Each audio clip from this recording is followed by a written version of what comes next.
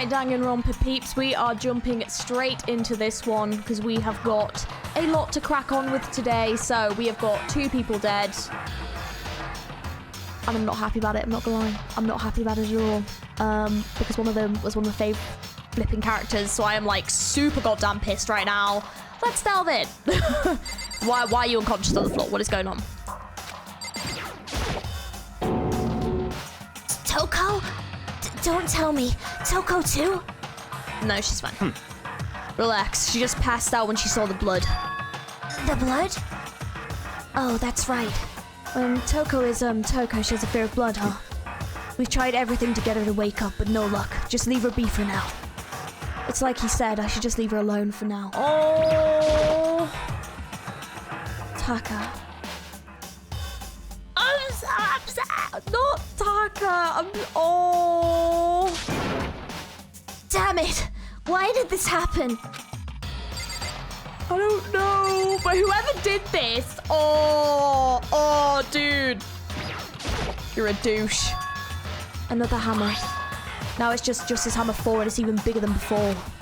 Is that suspicious individual responsible for killing Taka too? However... But why is it Justice Hammer 4? Huh? What do you mean? Celeste was attacked with Justice Hammer 1, then Hifumi was hit with Justice Hammer 2. But this time it was Justice Hammer 4. What happened to number 3? Ah. What? What's the matter? Well, when you mentioned Justice Hammer 3, you just reminded me. What? Out with it. Do you know something? Actually, Taka's not the only one that's been killed. Hifumi's dead too. What? What? Hey! Hifumi's been killed? Oh, that was not the voice. Hifumi's been killed?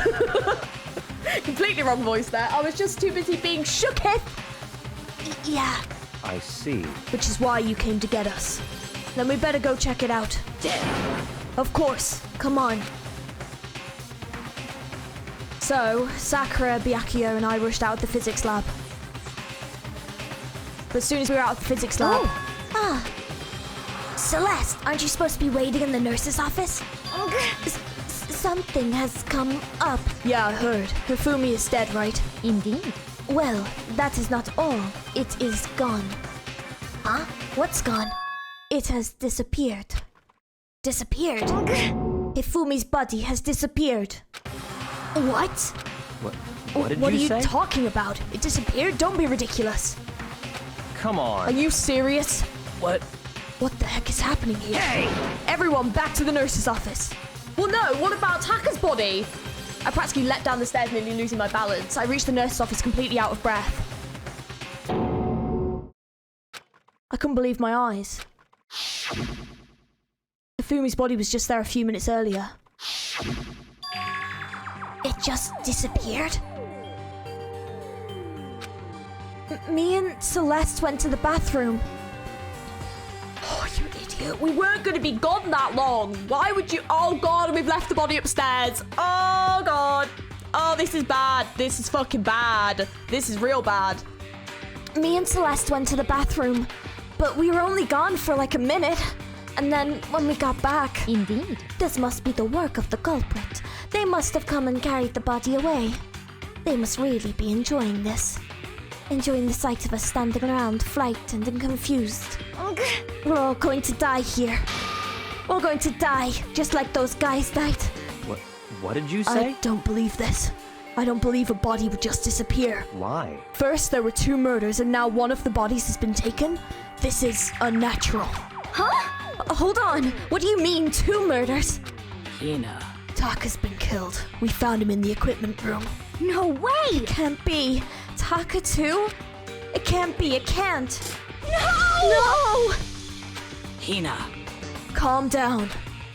We're all gonna die. All of us. They're gonna kill all of us. Then who might the next target be? Toko? Huh? What?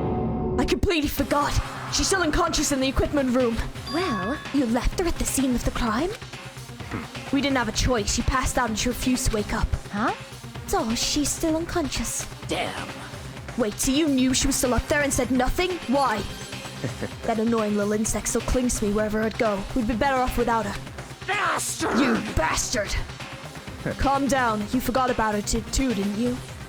You have no right to blame me. Everyone, stop fighting. Right now, we need to hurry back. Huh? I can't take this anymore. I don't want anyone else to die. Damn. Byakuya, if something happens to Toko, I'll never forgive you. Oh, God.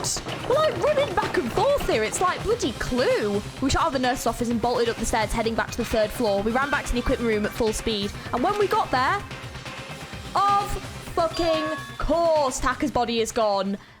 That was the dumbest fucking move they've made in this game, right? If you've just been told, hey, the body downstairs is gone, why would you then leave your other body with no one protecting it in case someone took it? We now have no body to inspect for evidence. Absolute, just the stupidity here is genuinely making me a little bit angry. Investigative Georgie is not happy about this. Toko. Oh, thank God you're okay. But right away I noticed there was something a little different here. Ah, the body's gone! Oh my God! I never would have guessed that they would have taken the fucking body. It was gone. Taka's body, which should have been right there, had disappeared. That's just pissed me off, that is so stupid. It's beyond words. Why? Why would you allow this to happen? All right. This can't be happening. Oh, what did you think was going to happen? Did you think that they were just going to take one body? No. Something is going around murdering people. Of course they're going to take 2 bodies. Are we hallucinating all this or something? No, it's not a hallucination. I know I saw it before. And what I'm seeing now isn't what I saw before. Huh? What? Are you saying Taka's disappeared too? Stop talking. Stop saying disappeared. It didn't just vanish into thin air. Obviously, whoever did this has hidden the body. But why would they do that? I couldn't possibly begin to imagine. Anyway, our costume suspect is clearly continuing his crime spree. We gotta hurry up and catch him before he kills all of us. Not possible. Oh, I don't think you have to worry about that. Huh? Think about it. Who could possibly be responsible for killing and hiding these dead bodies? Well, When Hifumi's death cry went up, everyone here was together on the 3rd floor. it is so. After that, we split up into 2 groups.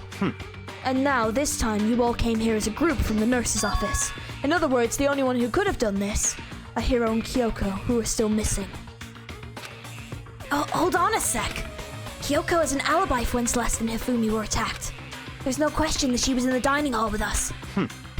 You seem very adamant about defending her. Perhaps you are in love. That's not it at all.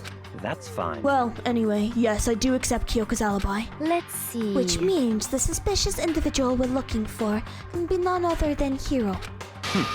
Which further means there will be no more murders. The regulations are very clear about that. Oh, that's right.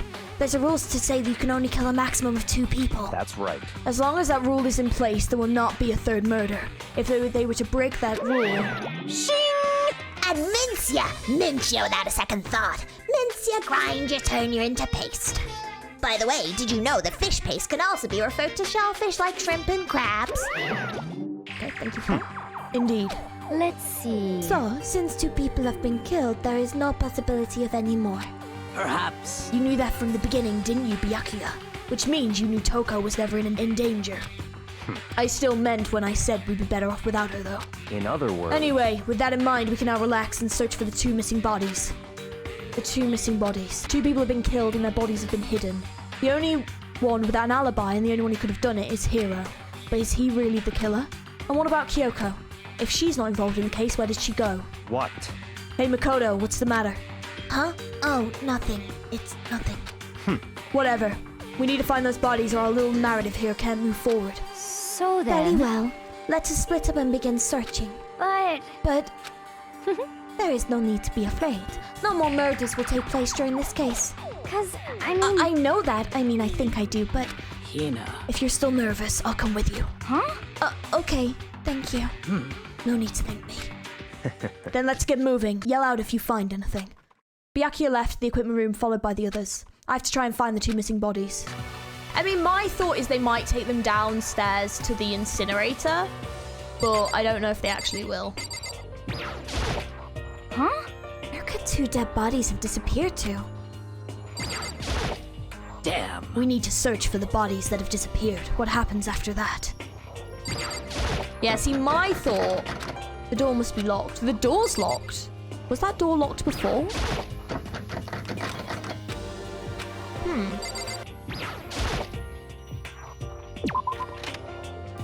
Oh, fuck me. Oh my god, that was terrifying. Makoto. Come on. Why are you just standing there? We need to get to the repository. Huh, you mean? I found them. Goodbye. Why is it skipping lines? It, like, skipped lines. That was really weird. I've already told Hina and Sakura we'll go on ahead. Their bodies were in the repository? What the fuck's the repository? Where's the repository? I do not remember a room called the repository. Oh, here you go. Found them. Hifumi and Take's bodies had both been hidden in the repository. Where's the repository? The repository in the art room, question mark? Is that what you mean? Is it in that locked room that I tried and I couldn't get into? The body's here somewhere? I have to wonder where they could have been hidden. Are they in here? Up ahead is the repository. The doorknob turned. I guess it's unlocked. But then I have no choice but to go inside.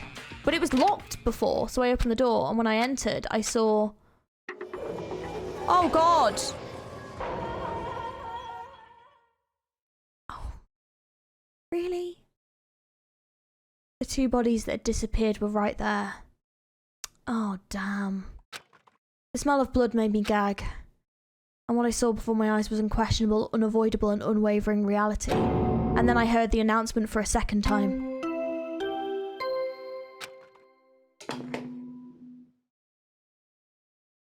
A body has been discovered. After a certain amount of time, which you may use however you like, the class trial will begin. And so here we are. It's Without further ado, Monokuma file! let me give you all the next Monokuma file. I was gonna have them out when you found the bodies the first time, but I thought something might happen. It was really hard to resist, but turns out I was right. Stop talking. Just hand it over already. Punishment Now, is waiting for you. Make sure to investigate with all your mental might and prepare for the class trial. See ya later! See you later! Well then, now that we've found the bodies, all that's left is to uncover the culprit. What the heck? Hold on! How can you be so calm? I mean, they're dead, you know? That's terrible! Dead, gone forever, they're never coming back. Awful, this is all just too awful! Nina suddenly burst into tears. She clutched at Hifumi's lifeless body. Who would do this? Why? Why? Large wet tears fell from her eyes. The tears landed on Hifumi's cheeks. If this was some kind of world of make-believe, that might have been when Hifumi opened his eyes. But this wasn't a movie.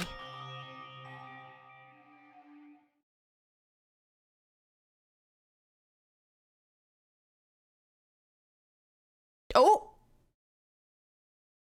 Wait! Oh! That wasn't... Oh! Oh, he's fucking alive! He's alive again? Oh my god! Quick! Question his ass! Holy shit! Am I Oh my god, he's actually alive! Holy shit! cold? So cold. Is winter coming? Hifumi! Wake up! Huh? Oh my god, he's alive. Okay, plot twist. Alright, what does this mean for us? That's right. I remember now. Hope's Peak. Come on, you gotta wake up! I remember everything before I met you all. I met you all. Oh. His memories are all blending together. He has nothing useful to offer us. The light, it's reaching out to me like the tail of a comet. Hey, Hifumi! Who was it? Who attacked you? Who tried to kill you! Who killed me? That's right. I remember. Their name. Yasu. Hiro. Oh?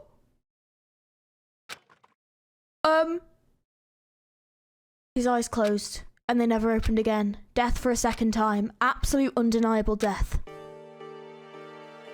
No matter how many more of Hina's tears splashed on his face, there was no second miracle. Reality set in again.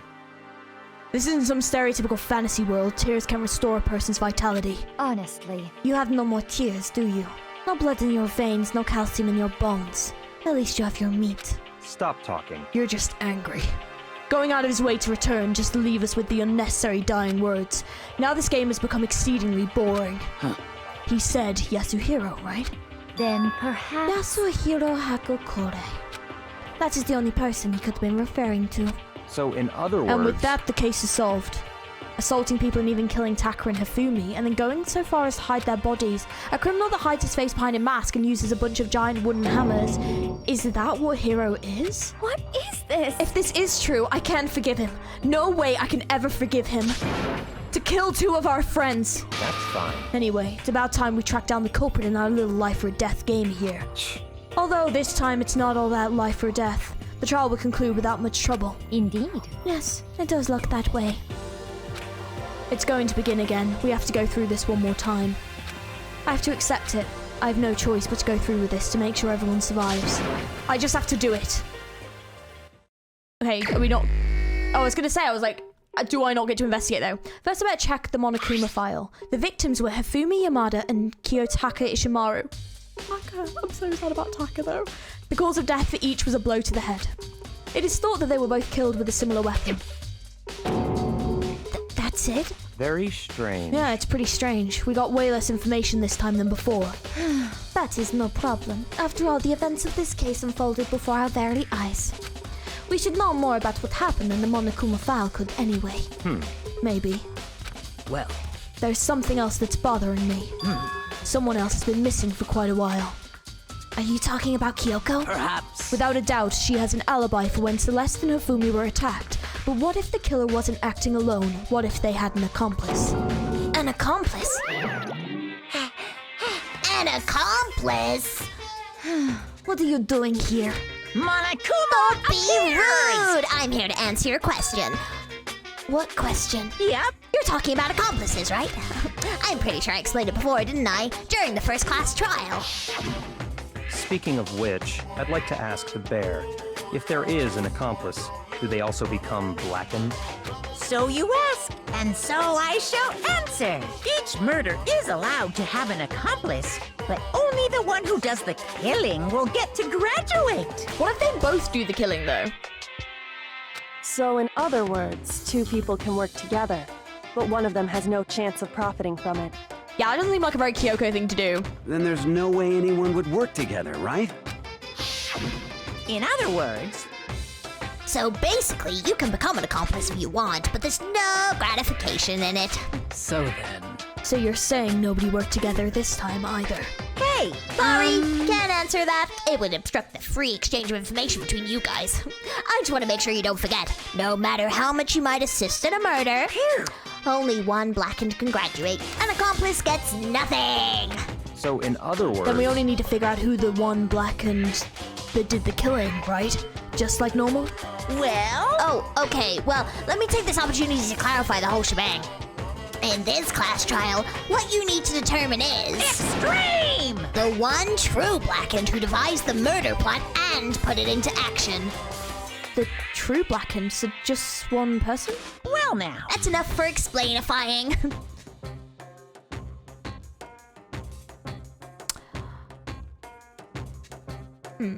Alright, I already have my guess as to who I think it is. Because that sounds like not necessarily the person that killed everyone, but the person that made the plan and put it into action. Maybe. That sounds a bit more like that, right? Now it's down to the final battle between all of you and the blackened. Good luck to all the contestants. So there can only be one blackened, an accomplice wouldn't benefit. Then I can't see any way Kyoko would be connected to this case after all. You may be right. If that's true, then Kyoko, where are you? However, As long as she's not connected to the case, it doesn't matter. Let's get back to the investigation, which worries me because Kyoko is usually the one that helps us solve it. So I'm a little bit like, oh, Kyoko needs to get her ass back here now. She's usually the one that helps turn things around. Indeed. I have absolutely no doubt that Hiro is responsible. But for the time being, I suppose it can't hurt to pursue further information. So, You know, don't you think we should consider a certain someone as a suspect just in case? I'm talking about the murderous fiend, Genocide Jack.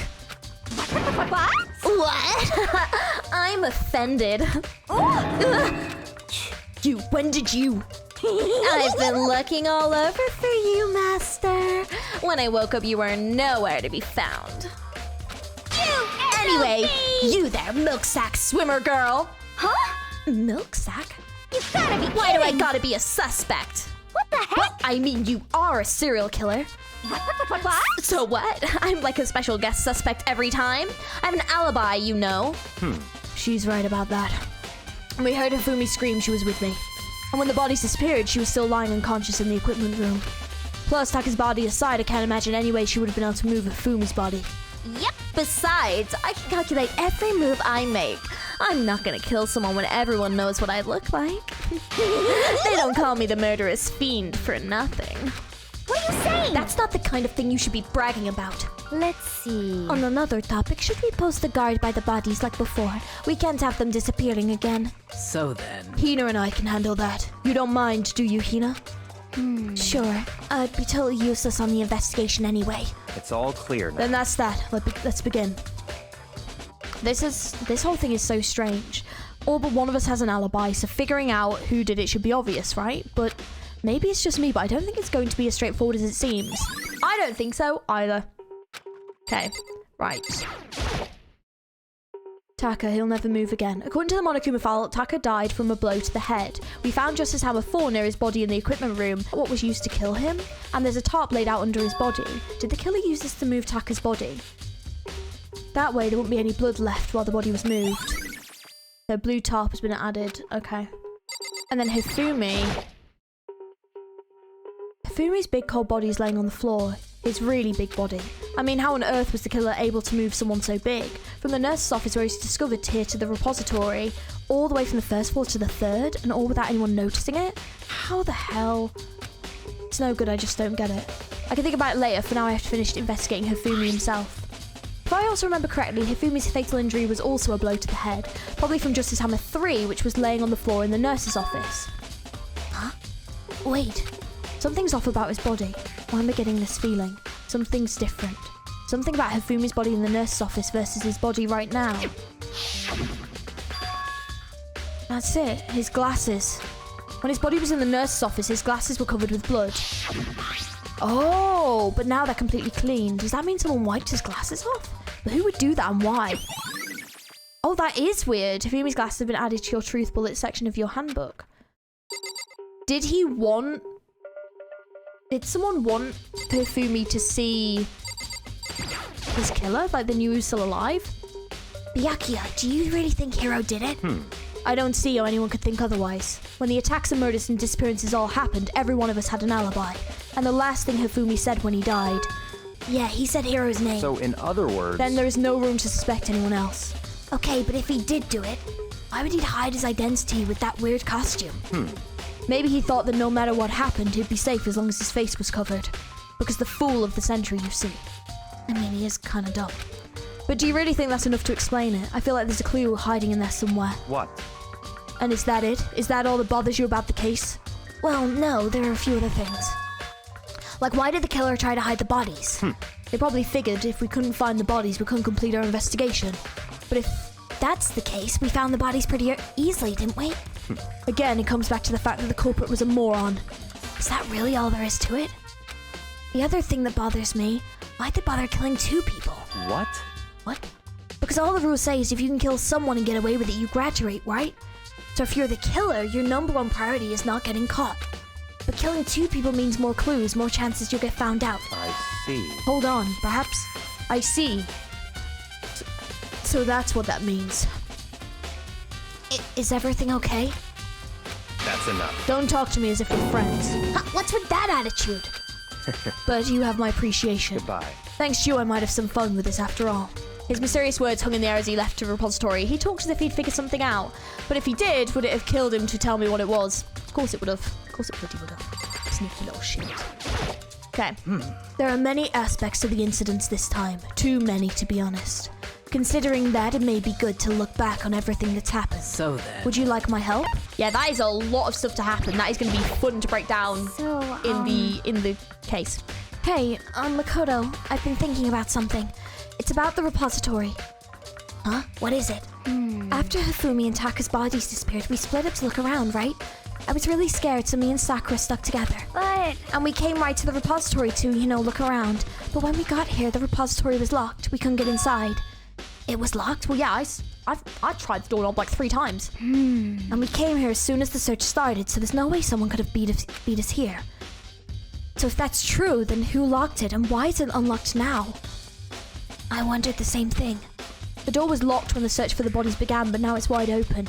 Might be some secret lurking in there. I'll probably have to leave this area to figure it out. Yeah. Okay, I think that's everything I can look at for now here. Yeah. There's definitely a lock on the door, but it can only be locked from inside the repository. What? I don't see any way to lock it from the art room. The door can only be locked from inside the repository, which makes me wonder. Hina and Sakura confirmed that the door was locked after we started looking for the missing bodies. And the door is designed so it can only be locked from inside the repository. In other words, when Hina checked it, someone had already gone in the repository and locked the door. And when they were done, they unlocked it and left, which is why it's unlocked now. But Hina claims there is no way someone could have beaten them to the repository. So that certain someone... Okay, well, is there any way for them to get out of this room? No, there isn't. Which means that either one of these two locked the door from the inside, or there's some secret in this room of escaping. Oh, wait a minute. That could have been used to transport Hifumi, maybe. But it doesn't have a handle. I saw this in the art room before. I guess it's used to move statues around. It's kind of awkward, but if you bend down, it's not too hard to use. Oh, but wait. This in the equipment room when we found Taka's body? Oh, did they use this to move Taka's body? And look at the wheel. There's a blood stain on it. So there's blood on the wheel of the dolly that was moved from the equipment room to the repository. What's the explanation for that? Right, okay. Oh, wait. Wait, are some of the hammers missing? So they've been painted that way. There are hammers on the different sizes hanging on the wall, although some look more like mallets. Mallets? Could the Justice hammers have been designed using these as a model? Either way, all the hammers here have obviously seen a lot of use. They're all covered in debris and chalky stone powder. Wait, for some reason, this one hammer isn't dirty at all and it's wet. Did someone wash it recently? Oh! There's got to be a clue around here somewhere. Maybe I should check somewhere else. There are places I already know about. First the nurse's office where Hifumi was found, then the equipment room where Taka was found. Alright. Guessing there's no, like, paint in here or anything else. Don't think so. Okay, damn. Alright, okay, we've got a few clues. And see if there's anything else. Oh, here we go. Flipping heck, hello. I was sleeping right here when the killer carried the body away. I'm super pissed I missed such an ultimately rare event. Okay, that helped me absolutely none. So there's more tarp. This tarp. I feel like we've seen it somewhere before and just recently too. So that's the tarp that was used to wrap up Taka's body. Some kind of tire mark going through the pool of blood in the middle of the room that reminds me about the dolly in the repository. There was blood on his tire. Could the blood have come from here? Which could mean that Taka's body was moved from the equipment room to the repository using the dolly. Both rooms are on the 3rd floor, so that should definitely have been possible. Okay. But even if the dolly was used to move Taka's body, what about Hifumi? Hifumi's body was in the nurse's office on the 1st floor. Even with the dolly, there's no way to get up to the 3rd floor. It's still a total mystery. It is a mystery, isn't it? Justice hammer number 4, the weapon that was used to kill Taka. The body was moved, but the murder weapon was just left here. But it does look like just like the painted version of those mallets. So someone has definitely been up to some shit. Go down to the nurse's office and see if we can figure out how Hifumi was moved. Unless Hifumi is somehow part of it. But surely Monokuma... Oh, I don't know. Would Monokuma have confirmed if the body was alive or not? I don't know if Monokuma would. I just hate that we can't trust anything good, you know? We got access to loads of new stuff and someone has to go murder 2 people. And also, Chihiro is still missing as well, which is weird. But yeah. Right. Okay, cool. Hey, Celeste. What are you investigating, Celeste? I am not investigating anything, precisely speaking. I am simply going around seeing if Hiro might be hiding somewhere. What about you? Oh, you know, I'm just checking this and that. The main thing on my mind is how someone could have moved Hifumi's body. Let's see. How Hifumi was moved, huh? When it disappeared, you were supposed to be in the nurse's office, right? Yes, Correct. indeed. Hina was not feeling well, so I stayed behind to look after her. But she seemed to be getting worse, so I took her to the bathroom. And when you got back, the body was gone. It could not have been gone for more than a minute or 2, though. Yeah, Hina said the same thing. So then the killer was able to get in and move Hifumi's body in that short amount of time? Indeed. It would seem so. To carry off someone as big as Hifumi in only a couple of minutes is... I can't think of anything less than impossible. Yeah, I'm gonna call bullshit on that. I don't think that's possible. Either Hifumi's gotten up himself, or Hina and Celeste have moved him.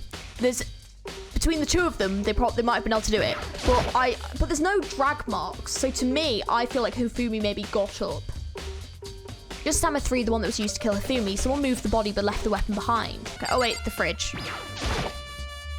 Refrigerator, I wonder if there's anything to drink inside. After everything I've been through, I'm totally parched, maybe just a quick peek. There's a bunch of blood packets in here for blood transfusions, I guess. It doesn't help me though, I'm not a vampire. See, unless Hifumi's alive and they've used the blood packet to like spread the blood on the floor. Is there a bin? Is there like a bin in here? Maybe there's like an empty packet or something. There's a bin. Oh my god, is there a fucking empty packet? And that's just a normal trash can. Oh wait, there's something inside. Oh. It's a glasses cleaning cloth. Okay. For a minute I was like, it's a blood transfusion pack, but it's a glasses cleaning cloth. Maybe Hifumi cleaned his own glass. I don't know. There's one of the 2. I'm not sure. It's too small to be a handkerchief. It's a glasses cleaning cloth. And it's got some kind of cartoon character on it. Oh, but it's also covered in blood. Oh. Ah, did you find something? Yeah, there was a cleaning cloth in the trash can. Huh? A cleaning cloth? And it's all bloody. Whoever this belonged to must have used it to wipe up some blood. But who would need to do something like that? I haven't the slightest idea. Yeah, me either, but I think it might be important. Cleaning cloth had been added. So, this is where you were. Been looking for you. You have? I wanted to thank you for what you did. Not that you meant to, but you ended up making this little game of ours very interesting indeed. You should go to Hiro's room. Oh, and let me give you this. Meet in the dining hall. This is the note the hero wrote to get us all to meet up, right? You remember well. Well, the penmanship was pretty remarkable, so it left an impression. It's all clear. Anyway, this makes it all clear, right? This is a trap. What is? Things grow ever more exciting. What are you talking about?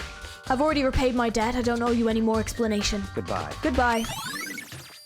I don't like that he's just said this is a trap. And he said to go to Hiro's room, but what's waiting for me there?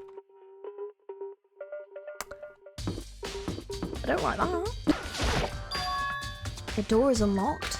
I guess I can go inside. Byaku did say to go and look. It might not be a great idea, but I'm going to take the plunge. Does not feel like a great plan.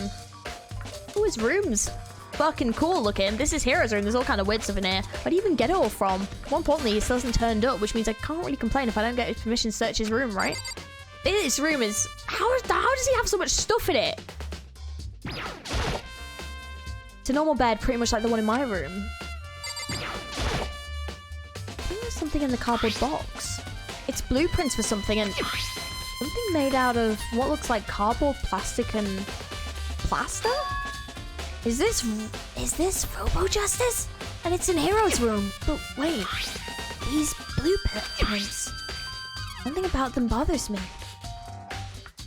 I don't think that's his writing. That's not his writing's like super neat, right? Have been added to the truth bullet section. So he might be in the suit and he might have created the suit, but is he actually the one that's masterminded this whole plan? I soundlessly checked the bathroom. There's nothing in here. It's pretty grungy though. How does the bathroom even get this dirty? Ah, Makoto, big news, big news. What's wrong? We found Kyoko. Oh, fuck. Is she alright? What? Is she okay? Where is she? Wait, I wasn't done. There's more big news. Just a second. Robo Justice showed up too. Robo Justice? It's Hero wearing the costume. Okay. Anyway, as soon as you can, head up to the pool on the second floor. Do you think Hero and Kyoko would turn up at the same time? Anyway, I have to head to the pool. I ran off to the second floor as fast as I could.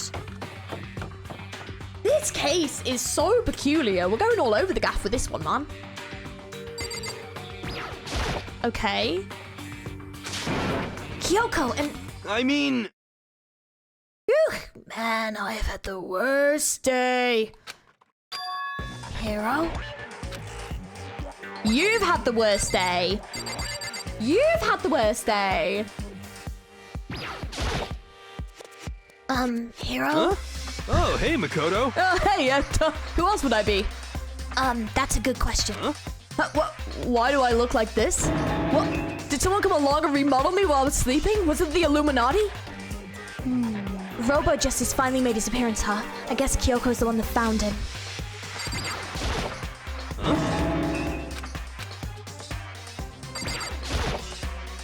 I am positive that the suspicious individual that attacked me. Well, yeah. What a fucking photo of him. I mean, you know, but... Apparently, with that ridiculous object is Hero. I'd ask Kyoko for details if I were you. Yeah, we're getting there. We're getting there. Right. What's going on? Right.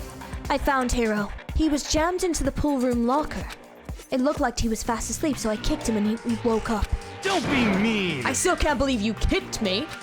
You could have been a little more gentle about it, like, I don't know, caress my face or something. What? That's creepy.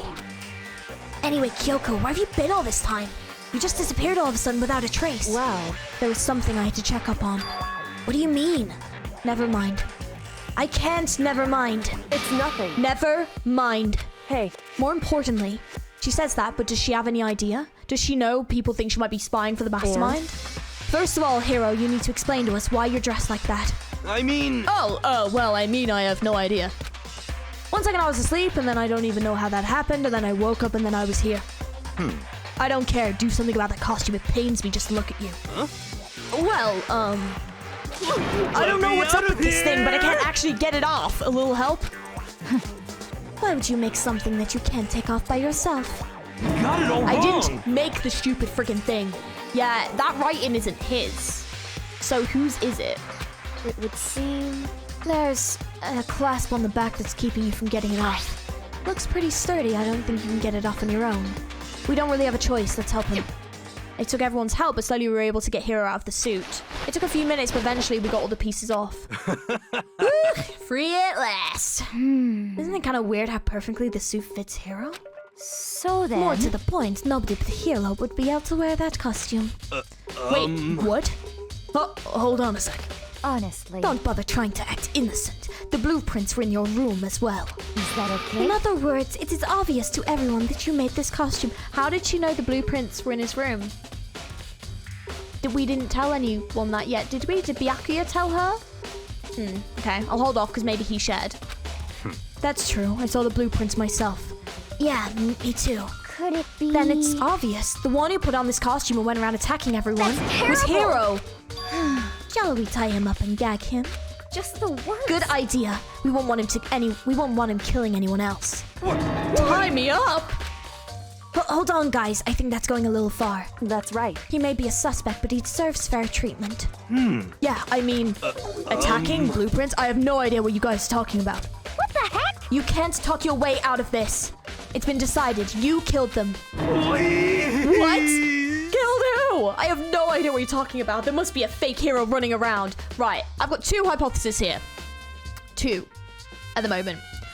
The master, I don't think it's going to be Hero. I think it's going to be some crap, like he got hypnotized or something, and basically someone has been like, or like drugged or something. Someone has basically been like putting him to sleep and has like made this costume to fit him into it and basically like set him on a rampage, because the way that Monokuma said it wasn't necessarily the person that killed them, but it was the person that put the plan in action. So to me, that says it's someone else, not necessarily him.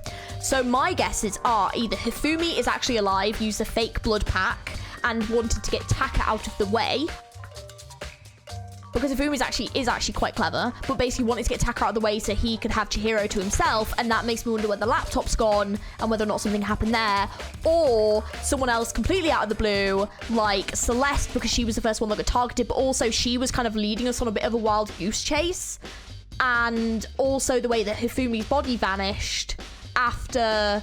When her and Hina were supposed to be looking after it, kind of makes me think maybe they were working together, but I don't know. But they're my 2 guesses so far. But that is my guess. So we'll see what happens. It's probably completely someone else, but that is my guess so far.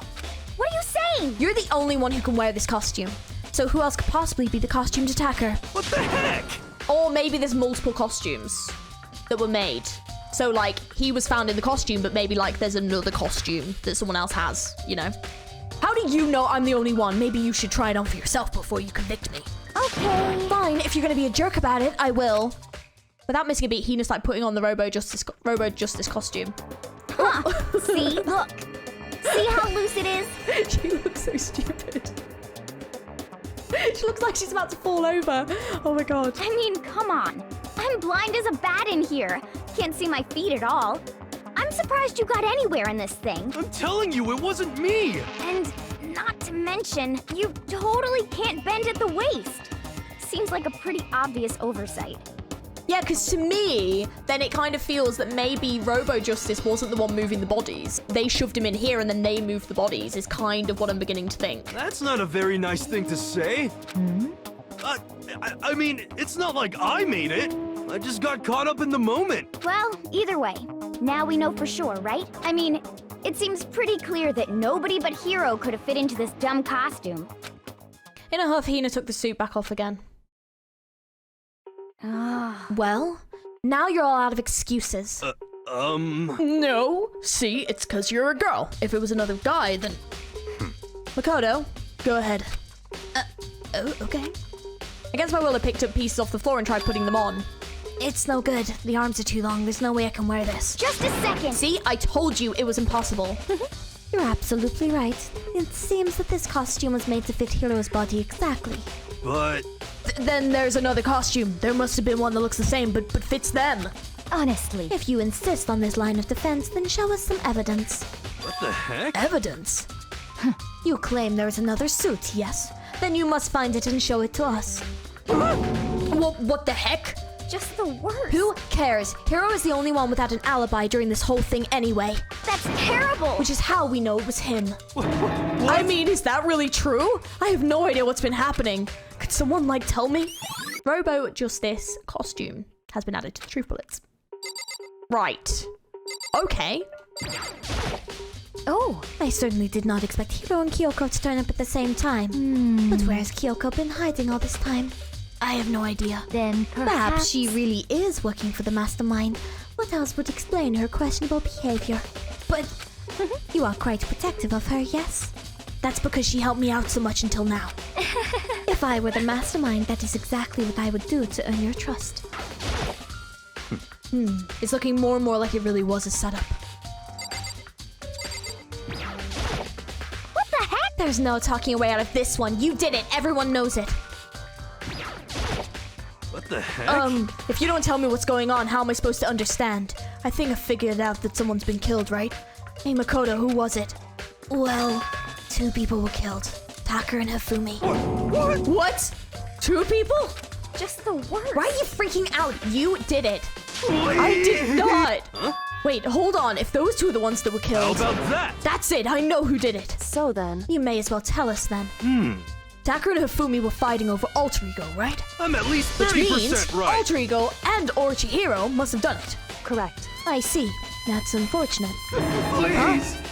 Unfortunate. What the heck? Stop trying to trick us. Just admit that you did it, okay? I'm telling you, you got it all wrong. Oh, I know, so that note. Note?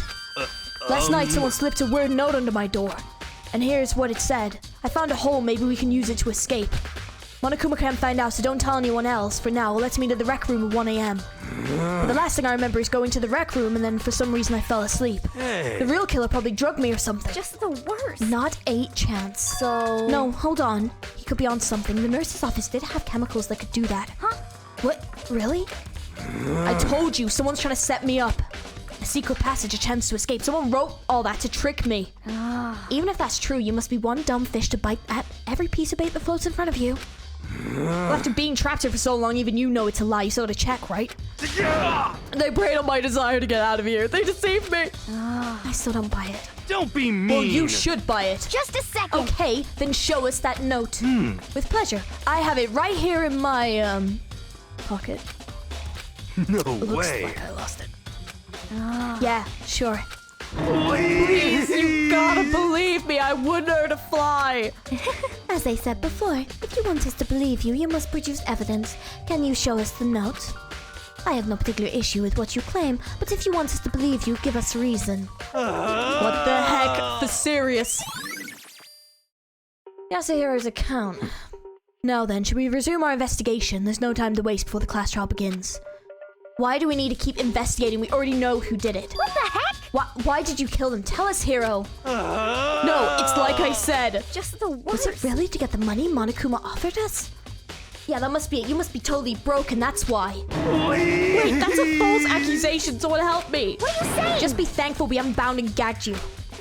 If you have time to yell and carry on, you have time to search for your evidence, right? You're right. I need to look for the second student in that note. Please don't fail me now. I guess I better get back to guard duty. I was gonna ask Toko, Genocide Jack to switch with me. But if she and Sakura got into a fight, we'd have a catastrophe on our hands. Bye. One by one, everyone peeled away. Makoto, do you have a second? Huh? I want you to help me with the investigation. It would seem... It looks like I got a late start on this one, so I need to make up some ground. Sure, I don't mind helping, but can you promise me something? Later, when we have time, will you tell me why you disappeared? Why is that? No. To reject me so simply. Anyway, I need your help. You don't mind, do you? Okay. shall we go? Thanks. Now then, shall we? Hey, So Makoto, first I'd like to examine the corpses. Examine the corpses. I still can't believe I'm hearing that from a girl the same age as me. correct. Dead bodies don't lie, you know. They tell the truth far more easily than the living. Hey, Wouldn't you agree? How am I supposed to answer? anyway... Anyway, we have to hurry before the class trial begins again. Yeah, you're right. Okay then, show me where the bodies are. They're in the repository. But I guess we should head that way for now. Alright, seems like no one's moved. Hifumi and Taka. For a moment, Kyoko seemed to go rigid, but only for a moment. So then... Well then, let's get started. She crouched down next to Taka and without hesitation began poking and prodding at the bodies. I knew it. The Monokuma file was right, they were killed using similar weapons. Her movements were so smooth, she was so calm. Seeing how comfortable she was actually made me feel a little more comfortable. Alright, well, what have you found? I see. Makoto, I found something. You did? Hey, You remember the wristwatch Taka always wore in his left hand? You did? whew, Are you so oblivious to the people around you? Do you dislike other people that much? No, that's not it. Anyway, you said he had a watch? so then... Take a look. It's broken. You can see the hands aren't moving, right? It most likely broke when he had his encounter with his assailant. And if you notice, the hands are frozen just past 6 o'clock. So that would mean the watch was broken sometime just after 6? That's right. But last night, Taka's watch definitely wasn't broken. Hey, you! How long were you gonna keep us waiting? Taka's irritated voice pierced the air as he stared pointedly at his wristwatch.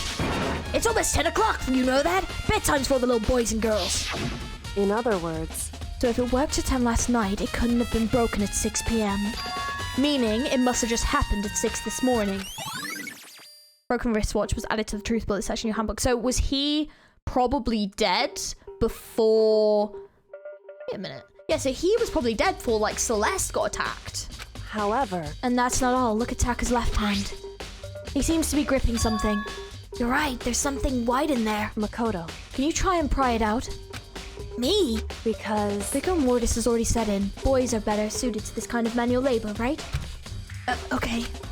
As much as I didn't want to, I grasped Taka's cold hand. The ice cold hand was nearly enough to cause my heart to stop beating, and after some effort, I finally able to free the object from the tightly clenched fist. Is it the note? A piece of paper? Hey, Was that all he had in his hand? Yeah, that's it. Just a little scrap of paper. Doesn't seem like much of a clue, does it? is that right? I wonder about that. Kyoko then turned to Hifumi's body. So then... Let's check Hifumi's body now. Perhaps he's left us a few clues of his own. Okay. So, did you find anything? Indeed. I did. More than I expected, to be honest. Look at this. A wad of paper? That's right. Hifumi had it hidden on him. Hidden? Indeed. He stuffed it in his pants, so I can only assume he'd hidden it on purpose, you see? In his pants? Wait, see... Why is that? It was just in his pants, not like his socks or something. I don't know what that means. Hey, Anyway, let's take a look at this piece of paper. Go ahead, Makoto, open it up. When I think of how it was stuffed down his pants, it's like, better be important, Hifumi, or I'll never forgive you for this. It's the note, and it's got the same writing as the plans to make the suit. A note. I found a hole, so maybe we can use it to escape. Monokuma can't find out, so don't tell anyone else. Let's meet in the equipment room at 6 a.m. So, that sounds very familiar. That's it. That's the same thing Hiro said. Then he was telling us the truth. however... Although it's not exactly the same, is it? Last night someone slipped a word note under my door. And here's what it said. Found a hole, maybe we can use it to escape. Monokuma can't find out, so don't tell anyone else. Let's meet at the rec room at 1 a.m. Oh, yeah, so the times were different. The time is different. Hiro told us that his note said to meet at 1 a.m. But in the note that wrote to Fumi asked him to meet at 6 a.m. Is that right? Hold on. Just because Fumi had the note doesn't mean it was for him. Huh? So... Part of it has been torn off, right? I think there's likely some meaning there. There's some meaning to part of it being ripped. Could you maybe explain it a little more? Think carefully. Hey, Why would he have been clutching that scrap of paper so tightly? I have no idea. so then... What if it wasn't just a scrap of paper when he was holding it? What if it was something more important? How would something important like that become a mere scrap of paper? That's what you need to answer. The note Hifumi had. Hey, And while you're at it, I should tell you one other thing. The two victims this time definitely had their e-books on them. So the handbooks have nothing to do with how the murders were carried out. Not that there was any reason to think that they were connected to the killings in the first place. So you're saying I don't have to think about the handbooks this time, right? is that right? If you didn't think about them at all, I wouldn't have gone out of my way to mention it. All I said was that they weren't used to help carry out the murders. There may become a point, however, where a handbook may play a role. Handbook may play a role? I don't think I understand. But if Kyoko thinks it's important, I better keep it in mind. Okay. Oh, it's done. Done. Are you excited? Are you pumped? It's time for the class trial to begin! Okay, I have like 5 guesses as to who it is, and I'm like, who is it now? I think it's a combined effort this time, but I don't know. Like the bright burst of fireworks, like the flash of a soul clashing with life and death. And so, with no further ado, everyone please meet at the usual spot. Make your way to the red door on the first floor of the school. I don't wanna. See you soon. Ooh. Okay, I have a guess. It would seem... It's unfortunate, but I suppose this is where our investigation comes to an end. You'll have to figure out the rest for yourself and come to the proper conclusion. Yeah, you're right. Shall we go? Well, we better get going. Okay. Let's do this. Even though I kind of don't want to, because It's scary! it's like fun, but in some ways it's also freaking terrifying. Everyone had heard Monokuma's proclamation. They were gathered by the red door. Holy shit, there is so few of us left. Oh my god. And as soon as we were all there... Monokuma appears! Okay, there's 2. Oh shit, there's 2. Hello, hello, hello. He's multiplied? Wrong. Nope, not multiplication. Just looks that way because of an illusion. I'm moving so fast, it only looks like I'm multiplied. Can you guys tell which one is the real Monokuma? Whew. Can we just get on the elevator already? Boy, You're not playing along. Along. Stop talking. We're not here to play with you. okay. Okay. Hey, Hey, if everyone's here and ready to go, please board the pain train, elevator. I'll see you guys down there. Let's go. Okay then, shall we? Please! Hold on, I'm not mentally prepared yet. What the heck? You'll never be mentally prepared. You can't run away anymore, Hiro. You're gonna pay for your sins. What the heck? I told you already, I didn't do it for serious. That reminds me. Did you ever find the other costume? Or the note? Well, no, but... How unfortunate, but it would seem we have our culprit.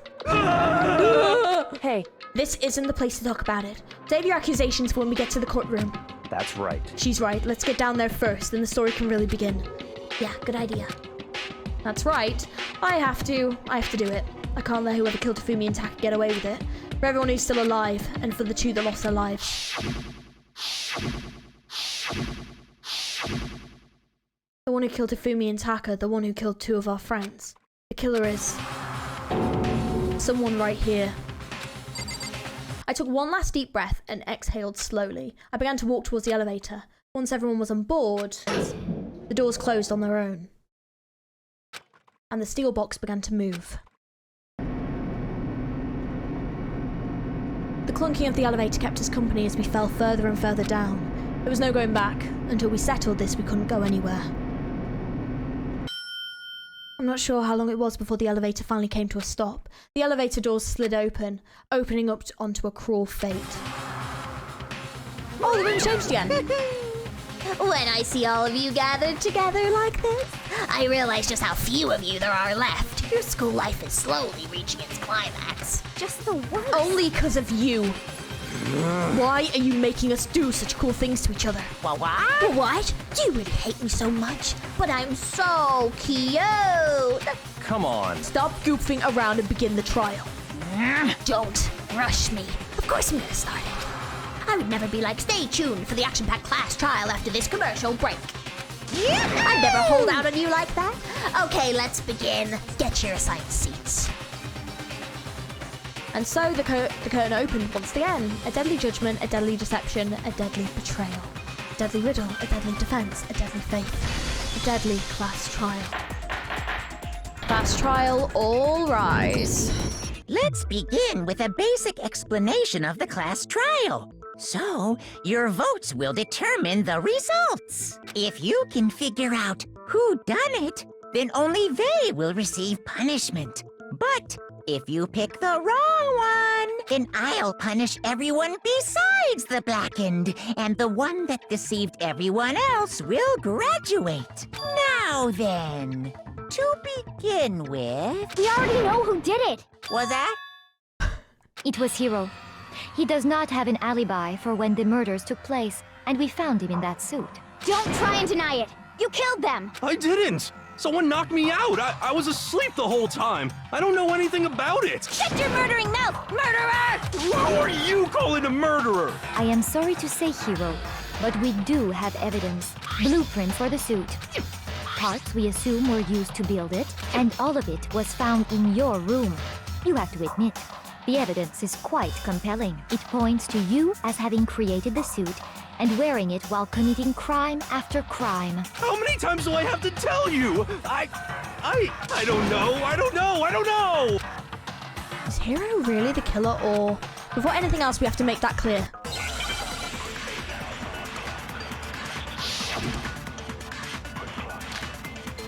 Yes, a Hiro's message.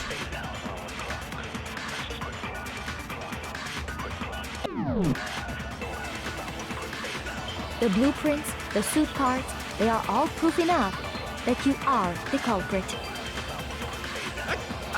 I don't know anything about that stuff! It's not true! It's a conspiracy! Hiro, why? Why did you kill— No! Just hold on a second! I mean, looking at the blueprints, that handwriting is awful messy. If I remember rightly, Hiro's handwriting is... Everything we found in your room. The blueprints, the suit parts, they are all proof enough. No, that's wrong. Yeah, the writing is really... His writing's really neat, but the blueprints writing is really messy. Are we sure Hiro really made those blueprints? What do you mean? It's the note that Hiro wrote, asking everyone to meet up after Alter Ego disappeared.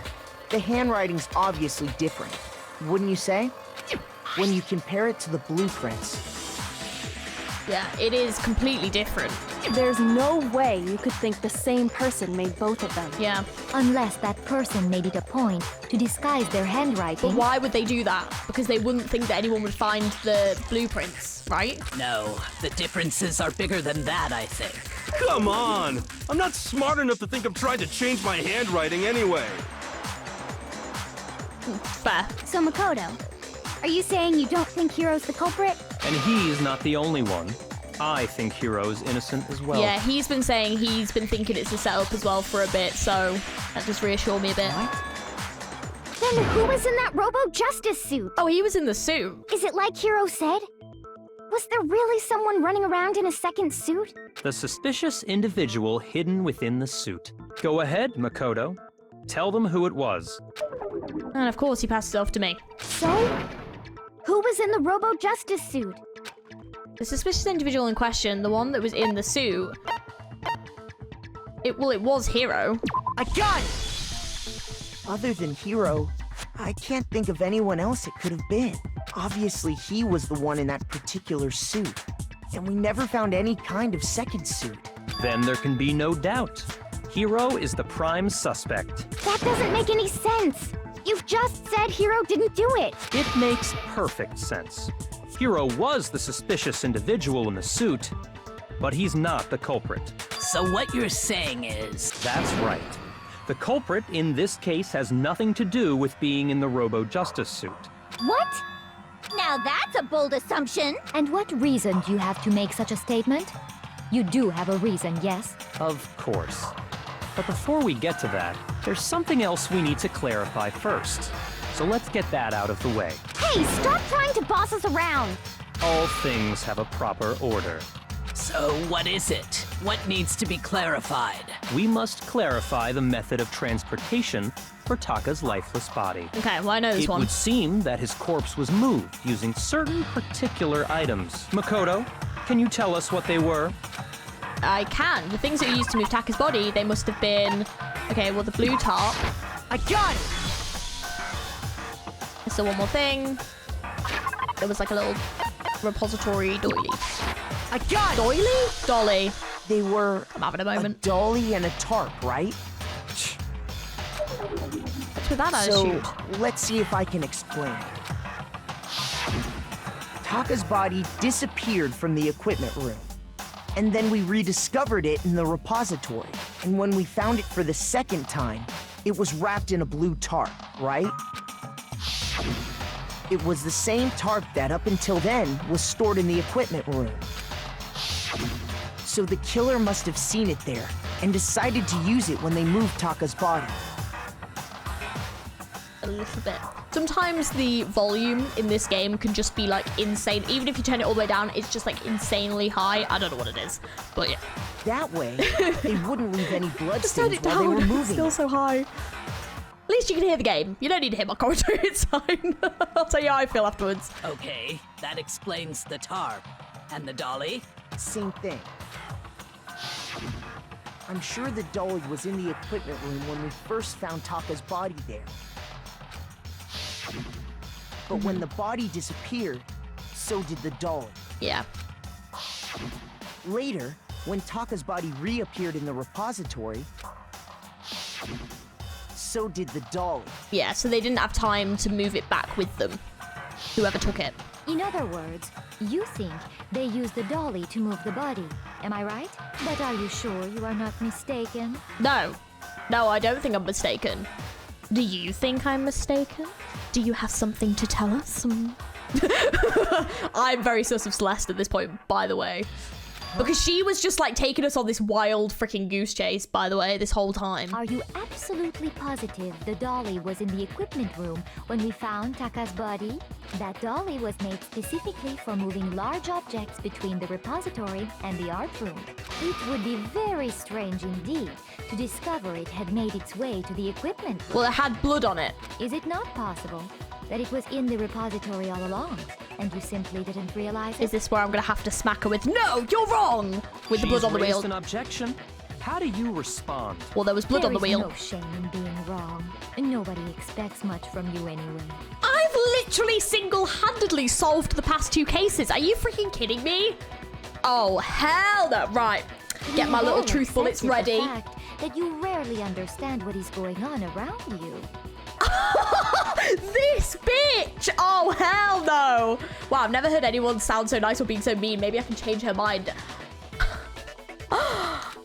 If I could just explain to them why the dolly must have been moved from the equipment room to the repository, a new element has been added. Okay. Try and figure this out. Oh! You Oh! had it wrong. I cannot agree. You are a fool. So pathetic. Hey. You miserable wretch. You had it wrong. She's gonna get me first, I think. I cannot agree. You are a fool. So pathetic. Lies will get you nowhere. Do your worst. Away with you. So gonna kill me first. You miserable wretch. Oh, wait. I cannot agree. Oh god, you have to do like this many? Lies will get you nowhere. Do your worst, you miserable wretch. Holy shit, this got hard. You miserable wretch. The fuck? This is so hard. I cannot agree.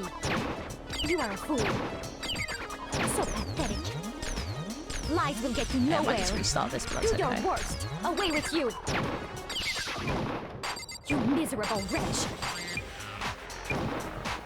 I cannot agree.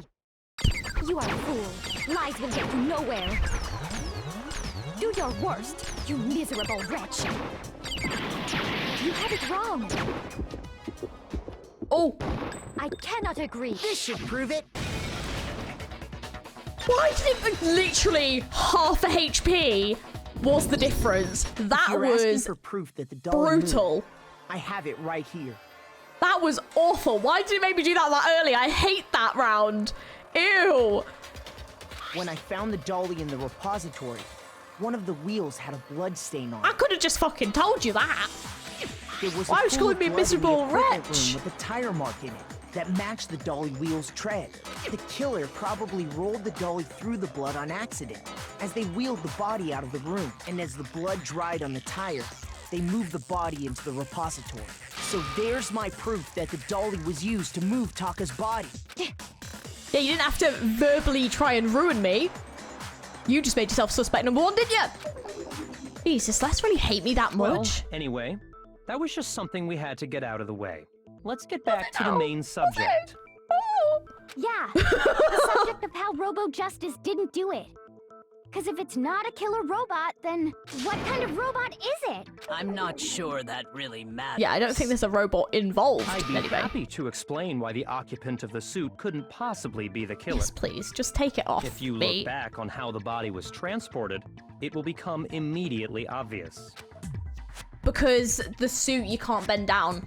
If I look how the body was moved, it'll be clear why the person in the suit couldn't have done it. What does he mean by that? Because it has no waist from when Hino was putting it on. And let's listen to all the things first.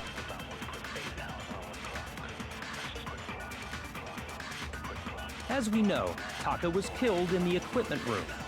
And from there, the body was moved to the repository, correct? Yeah, the culprit wrapped the body in the tarp, then loaded it onto the dolly and wheeled it off, right? Now, keep in mind that the dolly doesn't have a handle. Well, yeah, but even without a handle, all you'd have to do is bend over. Which is the problem. Then you could push the dolly no problem. Right, so that we found the one that we need. So the killer just crouched down and carted the body off to the repository. Yeah. If you accept everything we just said, then you must realize that whoever was in the suit couldn't possibly be the culprit. Sorry, I don't think I realize anything. Yeah, okay, I know where we are. The dolly doesn't have any handles, so to push it, you'd have to be able to bend over, but would anyone wearing that suit be able to actually stoop down like that? Yeah. As we know. Sorry, slowing down that word, that was hilarious. Bend over! I'm so screwed, I've got one heart. I don't know how on earth I'm going to make my way through this trial. You could push a dolly without a handle if you stoop down low. But if you were wearing that suit, do you think you could actually get into a position like that? And it's not like he could have taken off the suit to move the body and then put it back on because he couldn't get out of it because it had that clasp on the back. What do you mean? Think back to what you said when we were all checking out the suit together. Remember? I'm blind as a bat in here. I can't see my feet at all. I'm surprised you got anywhere in this thing. I'm telling you, it wasn't me. And not to mention, like, you totally can't bend to the waist. Seems like a pretty obvious oversight. When you're in that suit, not only can you not see your feet, but you can't even bend at the waist. Am I right about that? Now that you mention it, yeah. It seems like it'd be awfully hard to push that dolly if you couldn't bend over. Well, what's to stop you from simply pushing the dolly with your feet? When you can't even see your feet?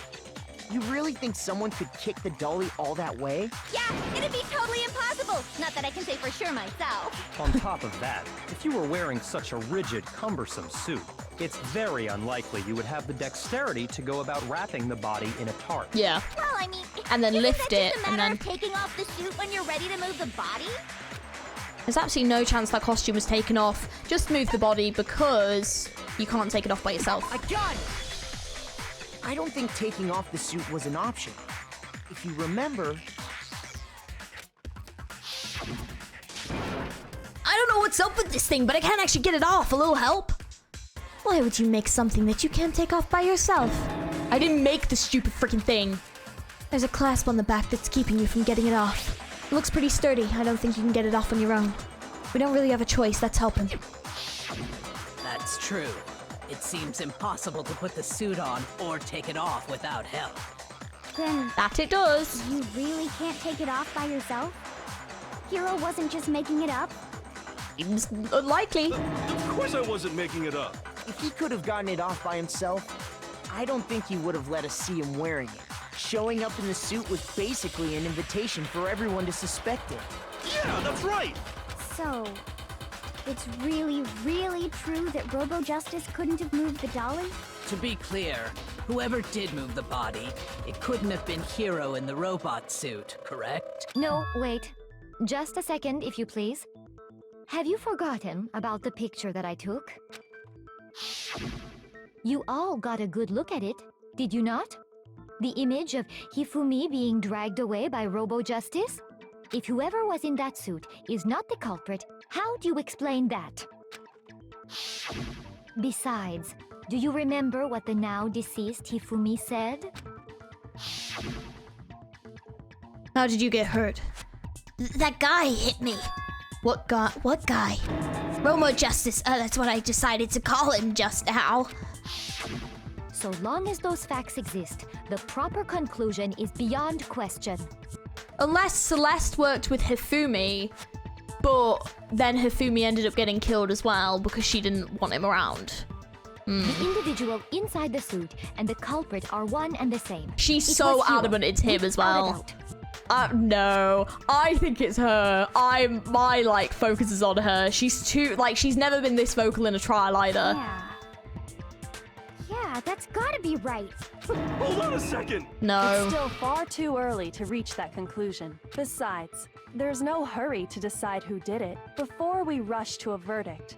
Shouldn't we explore every single possibility? Yeah, me and my 1.5 hearts are really gonna last this Instead trial. of seizing on one viewpoint, the truth is uncovered by analyzing things from every angle. Perhaps, but where do we go from here? Let's review this series of unfortunate events from the beginning. Maybe we'll uncover something new. What a pain in the ass! I don't disagree, but our lives are on the line.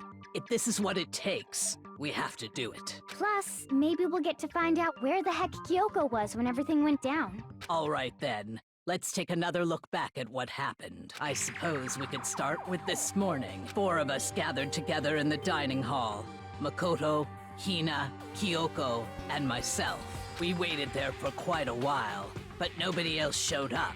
So we went to look for everyone. That was around 8 a.m. And as soon as we split up, Kyoko went missing. Soon after that, Hina found Celeste in the rec room and quickly came to get Makoto and me.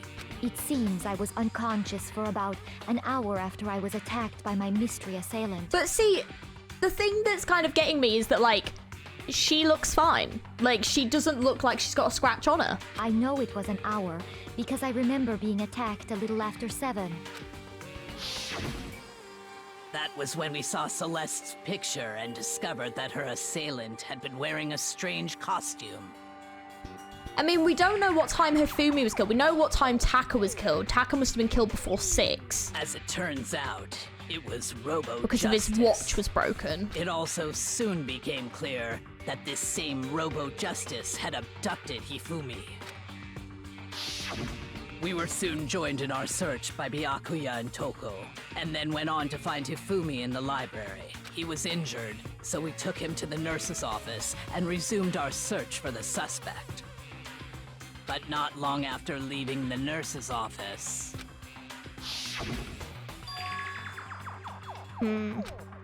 What's wrong? I saw a shadow, something moving at the top of the stairs. When Celeste told us that, we decided to split up and search the 2nd floor. And soon after that, I saw someone moving around on the 3rd floor, and I yelled out to everyone as soon as I did. But was that not just you moving everyone around? Celeste, what's wrong? That was a rather intense scream for someone like you. I saw him, the strange costumed man. He ran off as soon as I screamed. I was blocking the stairs, so he headed further down into the hallway and disappeared. Because, like, see, like, she was on her own a couple of times here. And then... So she was on her own at the beginning. She was already out of her room and in the rec room at 7. But the hour before that, she's so sus right now. Huh? What was that? That came from downstairs. It must have been... Hifumi! He's in the nurse's office. This is bad. Come on, we have to go back. At that point, we decided to divide up into 2 groups. Celeste, Hina, and I went back to the nurse's office, while Sakura, Byakuya, and Toko chased after the suspect. When we got back to the nurse's office, we found Hifumi, dead. And that's when we heard the body discovery announcement. I left Celeste and Hina there and headed back to the 3rd floor to let the others know what had happened. Meanwhile, we had just discovered Taka's body in the equipment room. We must have found both bodies at almost exactly the same time, because we heard the same announcement not long after we discovered his body. And that's when I told you guys about Hifumi. Then the 3 of us headed for the nurse's office. But right after we left the physics lab, we ran into Celeste, who'd arrived after us. And she told us something very surprising. Hifumi's body has disappeared. We rushed back to the nurse's office and saw that she was right. Then we remembered we'd left Toko passed out in the equipment room, so we hurried back again. This can't be happening. Are we hallucinating all this or something? But when we got there, we discovered that now Taka's body had also gone missing. Next thing we knew, we were searching the school for 2 missing dead bodies. And after some time... Celeste informed us that she'd found the bodies, and we all headed to the repository. This is what I mean. It's like, she has known where all the bodies are at each moment. I think it's her. I'm pretty convinced. If it's someone else, I'm going to be quite shocked. She's, like, specifically put us in different places at very specific times. Which is where we rediscovered the corpses. But it was locked from the inside. So the only way that she would have been able to unlock it is if she was putting the bodies in the room and then had come out and told us where it was. Right? I think that about covers it. I see. The whole thing sounds exceptionally complicated. It's almost a bit ridiculous, to be honest. It certainly seems to me that these are not a simple series of connected events. No. Okay, well, if that's true, then what? Rather than a single series of events, I think we have to consider each murder a separate situation. And from there, we can uncover the contradictions surrounding all of them. Now then, let's get started, beginning with what happened to Taka. The contradictions hidden in what happened to Taka. In order to uncover the truth in this case, I have to find them no matter what. Okay. Listen to what everyone has to say first. So, Monokuma File 3 is the evidence. So, regarding Taka's death, I wonder if he died before Hifumi, or perhaps it was after? We already know what order they were killed in. Taka came last. Oh no, we know that's wrong. What makes you say that? Because of the numbering of the Justice Hammer. Oh yeah, we know that's wrong. It's true that Hifumi was killed with Justice Hammer 3, while Taka's death came from a swing of Justice Hammer 4. Yeah, we know that's wrong. See? So it's obvious Taka came after. Okay, so we know that's wrong. We're numbered, but were they really using that order? So we know that's wrong. So, I wonder if he died, or perhaps it was... We already know what order they were killed in. Taka came last. Apparently, it's this. What makes you Which say I could not figure out for love nor money. Because of the numbering of the There we go. Justice Hammer. I forgot this was even a mechanic, because I don't even think we used this in the previous one. So I completely forgot that existed. But this trial is apparently just going to bring me all form of pain. That the hammers were used in the same order as their numbers. Yeah, that is true. If anything, that's just another way the killer tried to disguise their actions. So you're saying the culprit wanted us to think the hammers were used in order, but in reality, Taka was killed before Hifumi? Okay then, let's see the proof. Evidence that proves Taka was killed before Hifumi. There's something that relates to what time he must have died. Oh. I hate this one as well. Oh, okay, I know the word, that's fine. Oh, I... And then I need an S. There you go. And then, W. That is the word. Oh, no. There you go. A. No, not A. C. H. There we go. I knew that word. I understand. There we go. I knew that one. we've had some complicated ones there before. I got it. Taka's wristwatch. See? Look. It broke with the hands pointing just past 6 o'clock. It must have gotten broken when he was attacked by the killer. Because as of last night... Hey, you! How long were you gonna keep us waiting? Taka's irritated voice pierced the air as he started pointedly at his wristwatch. It's almost 10 o'clock, you know, that bedtime for the little boys and girls. So if it wasn't broken The after weirdest 6 last night, thing that they did. then I he was must like, have been what? attacked around 6 this morning. And that would be his official time of death. Yeah, probably around then. But if that's true, then he was killed well before Hifumi. And before Celeste was attacked this morning, which happened around 7. That's if Celeste was actually attacked. That's right. Taka was killed before any of the other incidents took place. That simple fact slipped past all of us. We made the wrong assumption about the order of events, all because of those justice hammers. That's exactly why the culprit wrote the numbers on each hammer and had them increase in size. That way, when we saw how they were used in each incident, we'd easily make that wrong assumption. Now, if Taka was killed around 6, then everyone's alibis for his murder go out the window. Because when he was killed, we hadn't met up in the dining hall yet. Oh, shit. That may be true in the case of Taka's murder, but all of our alibis still hold true for Hifumi's death. That's right. With him, at least, we're all safe. Or no, we're not. Huh? What was that? That came from downstairs. It must have been... Hifumi, he's in the nurse's office. This is bad. Come on, we have to go back. See, I think When we heard Hifumi screaming, we were Hifumi all might together, have been partially in this except with for Hiro and Celeste, Kyoko. if I'm being honest. I think, yeah, I potentially think that Hifumi might have been in on this with Celeste, and Celeste killed him at the end. Then we all ran down to the nurse's office, and that's where we found his body. That's totally true. We're all in the clear. Oh, I know! They must have recorded him screaming on a tape or something, then played it later on! If that's true, where's the tape? I don't know. Don't just go making stuff up. Anyway, we all have rock-solid alibis for when we heard Hifumi scream. Since all of us were there together, clearly none of us could have killed him. And it does not stop there. There was also the moment when we discovered his body had disappeared.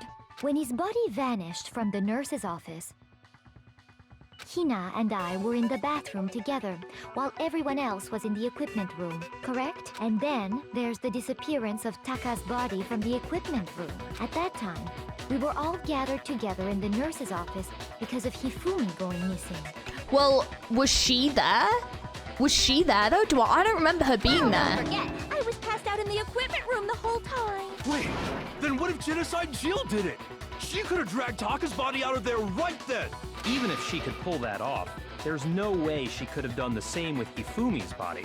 Because, as we just established, she was passed out in the equipment room when his body disappeared. Besides, I didn't do either of them anyway. In other words, it is impossible that any of us could have killed Hifumi or moved either of their bodies. That's not true. On the other hand, Hiro and Kyoko had disappeared. So they most certainly could have done those things. Could they now? Could they now? Really gonna push the blame back over here again, are we, young lady? I don't think so. I'm not gonna let you get away with this one. So what now, Kyoko? For now, we can't get fixated on who did it, or we'll just keep going around in circles. So instead of who, I propose we start talking about how. In particular, I think we need to figure out how Hifumi's body got moved. See, I think he got up and walked himself, if I'm being honest. We searched everywhere. I think he was part of this as well. Explain his body disappearing. And according to it would what explain Celeste why said, he would wipe his own glasses to clean them so he could see to walk up the stairs. Is my guess anyway. We could not have been gone for more than a minute or two, though. So then the killer was able to get in and move Hifumi's body in that short amount of time? It would seem so. His body apparently disappeared in the 1 minute her and Hina Ain't took believing their it for a eyes off of it. second. Ain't believing it for a goddamn second, mate. But to carry that much weight from the first floor up to the third in that short amount of time? Oh man, yeah! There's no way! It'd be impossible! Well, what if I told you there was a way to make the impossible possible? What? How? If the dead body were to move itself. The dead body moved on its own? Yeah, he was alive, basically. No! Not another... ghost! God damn it, Hiro. I don't think it has anything to do with the occult. I think what she's implying is we thought Hifumi was dead, but perhaps in reality he was still alive. He was alive? Are you saying Hifumi wasn't carried out of the nurse's office, but simply walked out on his own? But I mean, we found his body. He was dead. Perhaps he was simply playing dead. Yeah. That it isn't possible. What do you mean it isn't possible? Yes, it is possible. It's absolutely possible. There was blood in the fridges. The idea that Hifumi was still alive, is it really possible? Oh, we're going. Okay, let's see what we've got. Broken wristwatch. Okay. Are you saying that when we first found Hifumi in the nurse's office, there's a chance he was actually still alive? No, it is impossible. Hifumi was dead, without a doubt. And you know that how? Surely you heard the body discovery announcement along with the rest But of it was us. at the same time. Hifumi's dead body had been found. And that is why the announcement was made. Oh shit, that is not what I meant to do. Are we really so sure about that? No, because they were at the same Maybe the time. announcement was intended to signal someone else's discovery. Yeah. I'm sure the body discovery announcement was only made once. But Hifumi and Taka's bodies were discovered at almost exactly the same time. But I think Surely you it's heard the body discovered. Hifumi's dead body had been found. that one, I think. No, he's wrong. This one is testing my mental limits, I swear to God. I'm having to try and test so much. Was the body discovery announcement that was made really intended for Hifumi? I think the thing that's a little bit frustrating is that, like, you know where you want to get to, so you're like, well, clearly the body announcement was then actually Taka, and they just happened to discover the bodies at the same time, like, very closely. So it clearly was just, it so happened that because we were in groups of 3, we, like, both went in at similar times, and then the body announcement was made, but actually Hifumi wasn't alive. But it's like, which options do you pick to get to that? It sometimes can be a little frustrating in this game, because, like, you know what you want to say, you just can't, like, express it sometimes. It's a bit like, Of course it was. The announcement played right after we discovered his body. no, you're lying. Maybe. No. But that was also the same time that Taka's body was found. That's right. Nah, I'm gonna get It you, wasn't love. long It's after her, finding his body 100%. that we heard the announcement. 100%. I've been suspicious ever since she said that she got hit in the head. I was like, nah, it's you. I've been suspicious for ages. So there's a good chance we've made a mistake in there somewhere. I think we've confused whether the announcement was for Hifumi or Taka. First of all, if 2 bodies had been found, there really should have been 2 announcements. That is true. There was only ever one announcement. Maybe Monokuma simply got lazy and rolled them together into one. What do you say, Monokuma? Any comment?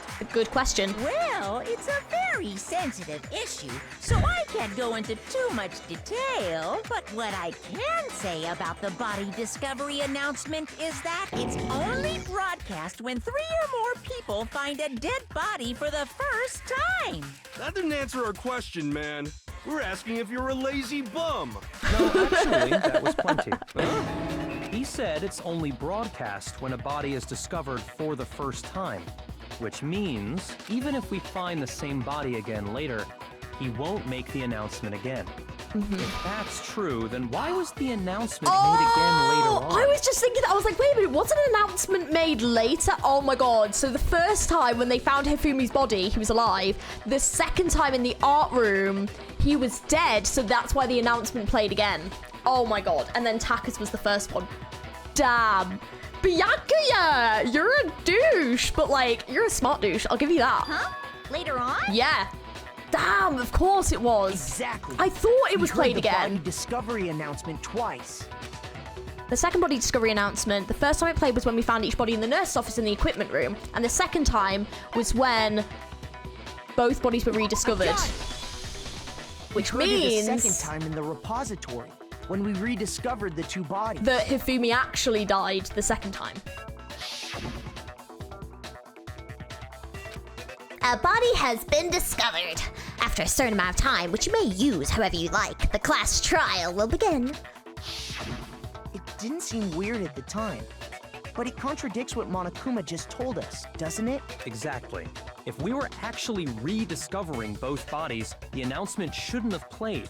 And in reality, when the 2 dead bodies were rediscovered, one of them was actually being discovered for the first time. Yep.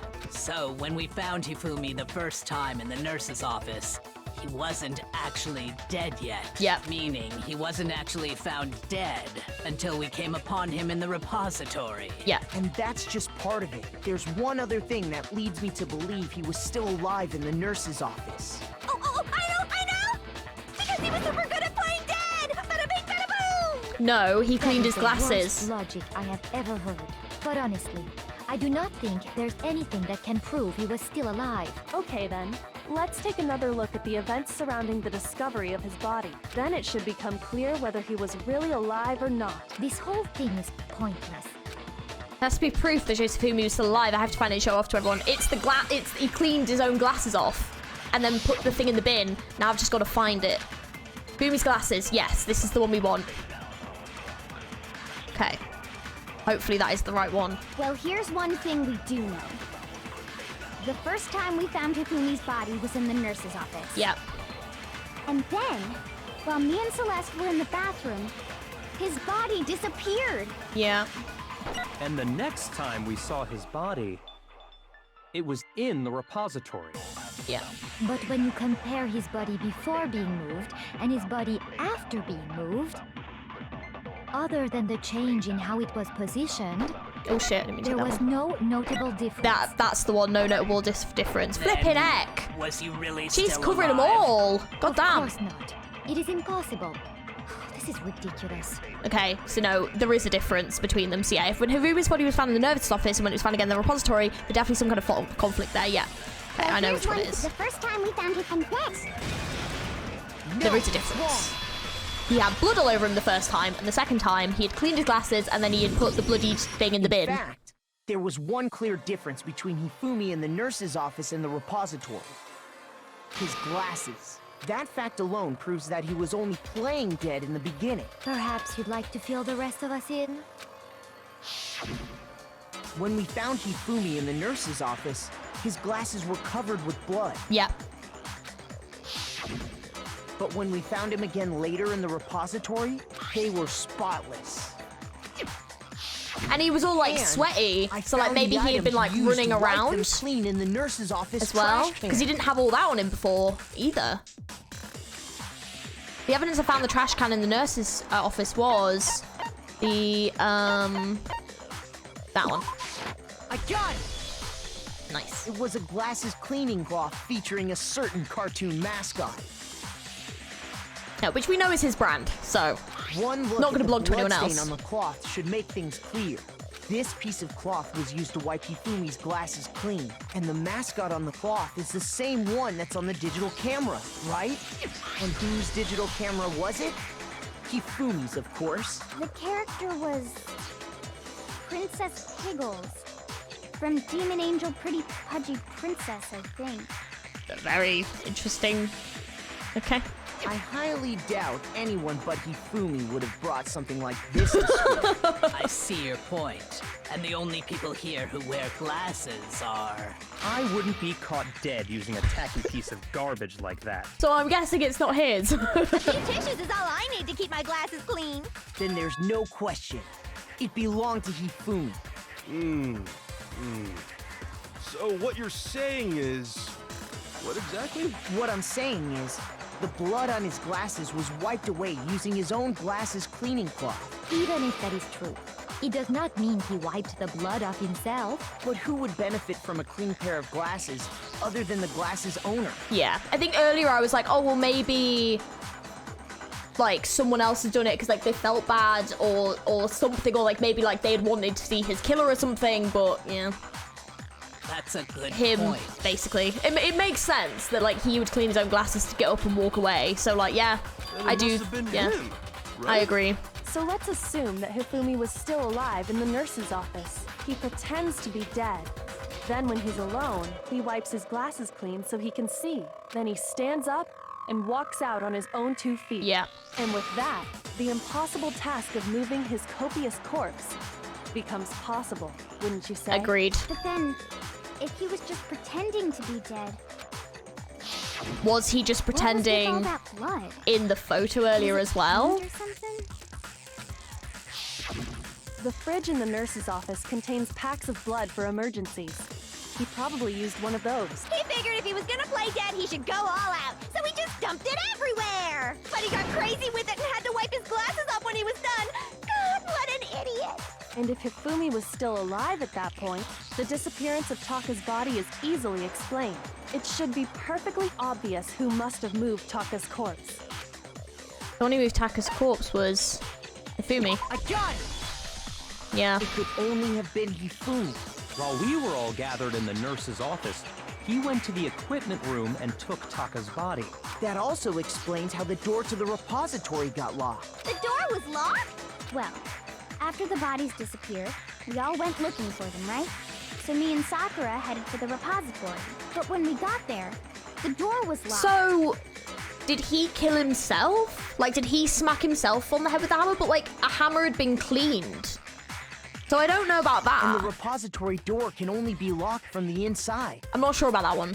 Which means when Hina and Sakura got to the repository, someone was already inside. And it could only have been Hifumi, who just finished stashing Taka's body there. He convinced us all he was dead, and when he saw his chance, he dragged Taka's body to the repository. So, Hifumi wasn't just another victim in this case. He was one of the assailants. Yeah.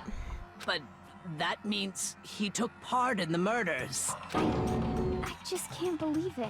If you're having trouble, would you like me to show you one more piece of evidence? There's more? Oh, absolutely.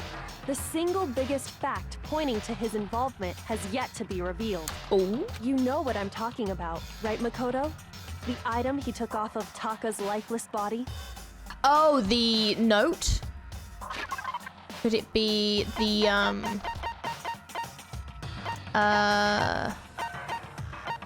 this one? I got it! You're talking about the note Hifumi had hidden away, So he hid aren't it, you? yeah. So the note was for Taka. Interesting. Hidden note? That's right. We found it stuffed in his pants. What? In his pants? Yes, his pants. Okay, well, forget about the pants for now. Take a look at what the note says. I found a hole, maybe we can use it to escape. Monokuma can't find out, so don't tell anyone else for now. Let's meet him in the equipment room at 6 a.m. That's the note I was telling you about. The one that told me where to go. Huh? Wait, this one's a little different. In my note it said, Monokuma can't find out, so don't tell anyone else for now. Let's meet in the rec room at 1 a.m. I see. then this note isn't the same one Hiro got. It's not the same? In other words, the killer got in touch with another person besides Hiro, and that person could only have been... I got it! was really confused. I was like, wait, are we saying who contacted Taka? But no, they mean the note, it was for Taka. Yeah, I was like, wait, what? The killer used this note Yeah. to draw out Taka and murder him. Yeah, I agree. Hello? Over here! Objection! Objection! I don't really understand what's going on, but Hifumi had that letter, right? So whoever wrote it wasn't drawing out TikTok, they were drawing out Huffy! Just to be clear, TikTok is Taka and Huffy is Hifumi, right? Ugh! Yes! Why must you ruin it every time? Man, Genocide Jack is seriously scary, but still, I can't let it get to me. All right, I think it's gonna be the scrap of paper in Taka's hand.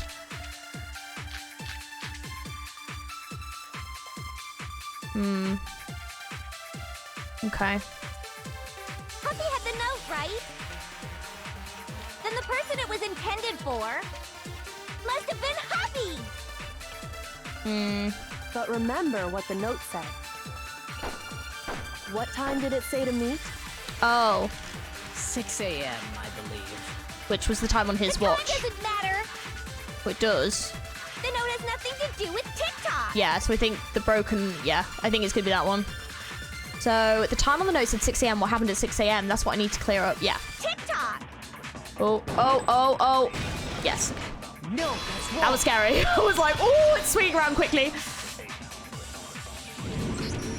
No, there absolutely is a connection. What the hell are you talking about? The note said to meet at 6 a.m., which is the same time Taka was murdered. Yep. We've already proven that using his wristwatch. But there's more. Look where the note says to meet. The equipment room, right? Which is where Taka was killed. I see. So, Taka was murdered at both the time and place written in the note. Yeah. I think that should be plenty to show that this note was definitely meant for Taka. Well, when you put it like that... No further objections! Then someone used that note to trick Taka. Just the same as me. The culprit really is a cold-blooded monster. Telling people they found a way out. But if they gave the note to Taka, what was Hifumi doing with it? Stuffed down his pants, no less! Most likely. Hifumi stole it off Taka's corpse after he died. Oh man, so did Hifumi kill Taka? He stole it? Where's your proof? Go ahead, show us.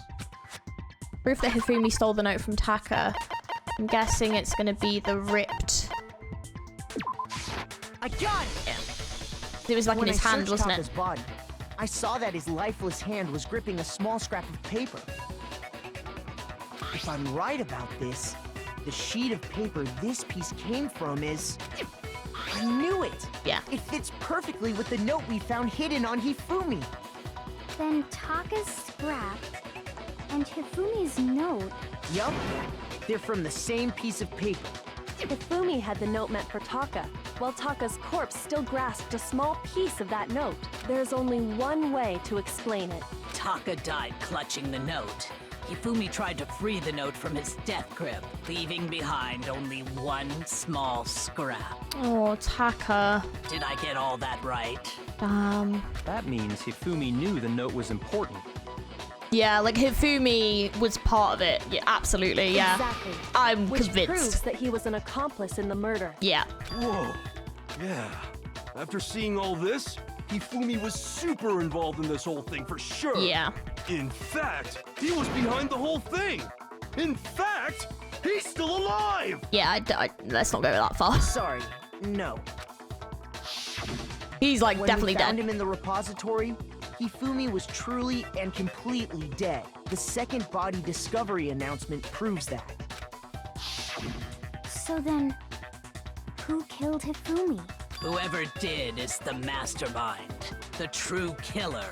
He was killed in the repository. So he must have been killed not long after transporting Taka's body. So, he must have been killed after Taka's body vanished, but before we found both bodies in the repository. During that time, we'd all split up and were searching for Taka's missing body. In other words, during that time, none of us have alibis. Wait, but me and Sakura were together. Stop trying to steal the spotlight, you stupid walrus! Who are you calling a walrus? Anyway, when they were killed bothers me too. But there's something that's been bothering me even more. And what might that be? The weapon they used to kill Hifumi. The weapon? Yeah, because I mean, according to the Monokuma file, the way Taka and Hifumi were killed was almost the same, with them having similar fractures and all. But Justice Hammer 3 and 4 were still laying around in the nurse's office and equipment room, right? There was one on the wall that had been washed, so that's probably the one that was used, So because if Hifumi was killed in the repository, the culprit would have had to grab one of the hammers, kill Hifumi, then put the hammer back where they found it. But wouldn't that be seriously risky for him? I'm surprised. It seems there's some semblance of a brain knocking around that skull of yours after all. Hell yeah, it's packed in there good and tight. I don't think that was a compliment. He's right, though. I don't understand it either. The Monokuma file makes it clear that they were killed using similar instruments. But if the hammers were already laying around those other rooms... So the question is, how could the culprit have gotten their hands on either of the hammers? Personally, I haven't a clue. So which hammer was used to attack Celeste? Number 1 or number 2? Those were accounted for in other rooms too. And I don't think either one is big enough to kill someone. Then... Is it not possible they used a different weapon? I don't think it is possible. They were both killed with the same kind of thing, right? So then, what was used to kill Hifumi? The weapon that was actually used to kill Hifumi, the whole picture surrounding the case won't become clear until we figure it out, so I might have to find the truth. Well, I think it was the hammer on the wall that'd been cleaned. It said that, right? Spotless hammer, yeah, so I think it was that. Now I just need to figure out where the frick it goes. What was used to kill Hifumi? Was it Justice Hammer 3? Maybe Justice Hammer 4? Well, whatever it was, there's one thing we have to figure out. How was the culprit able to move around so freely with the weapon? How did nobody witness them carrying it? Sounds like a Justice Hammer 5 is about to make its appearance! Check out murdergear.com/hammertime for more info! Well, one thing seems pretty clear. The murder weapon had to be one of the Justice Hammers! Yeah, I think it might be that. And, I think it's that one, I think. Okay. Hifumi was killed in the repository, right? So the weapons used to kill both of them were actually similar, yeah. Okay, I think it's the one at the end. No, that's wrong. Oh, I feel like a certain amount of pride when I get one right, but also just this terror that I'm gonna be wrong, because, like, The murder I've already weapon struggled wasn't in a this justice case. hammer It's been at tough. all. No, it was something completely different. but, seriously? A different weapon? Specifically, a hammer from the repository. The killer could have easily used that to kill Hifumi. Now, all the hammers in the repository look were like that. covered in flecks of grit and debris, but for some reason, one of them had been scrubbed clean. Huh? And the reason it had been scrubbed clean was most likely because it was used to commit murder. If the hammer got covered in Hifumi's blood, of course they'd have to clean it off. Yeah. I'd also like to point out that the repository has all kinds of hammers.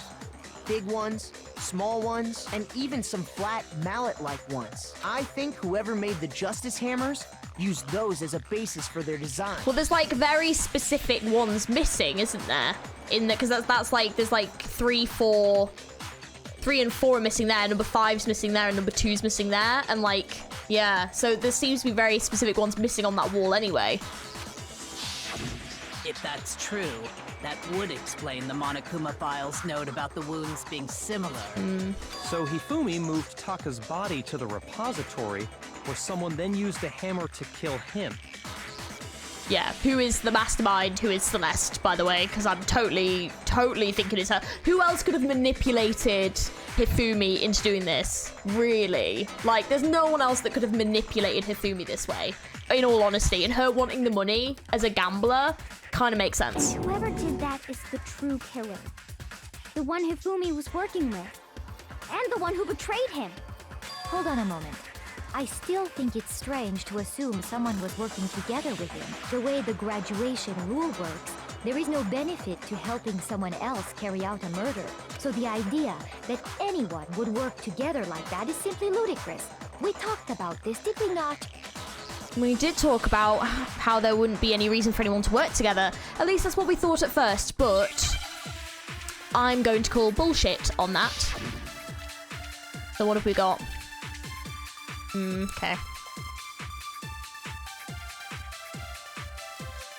Based on the rules that have been laid out for us, even if more than one person is complicit in the murder, only the one who actually carried out the act can graduate and survive. Assuming the rule holds true, it is simply impossible that two people work together on this. That is how the rule was explained to us. But that only really applies if there's one murder, right? In this case, however, there were two murders. Can we really say there's no chance two people work together on this? Actually carried out, assuming Because technically, it isn't, because if she killed Hifumi, then she did kill someone.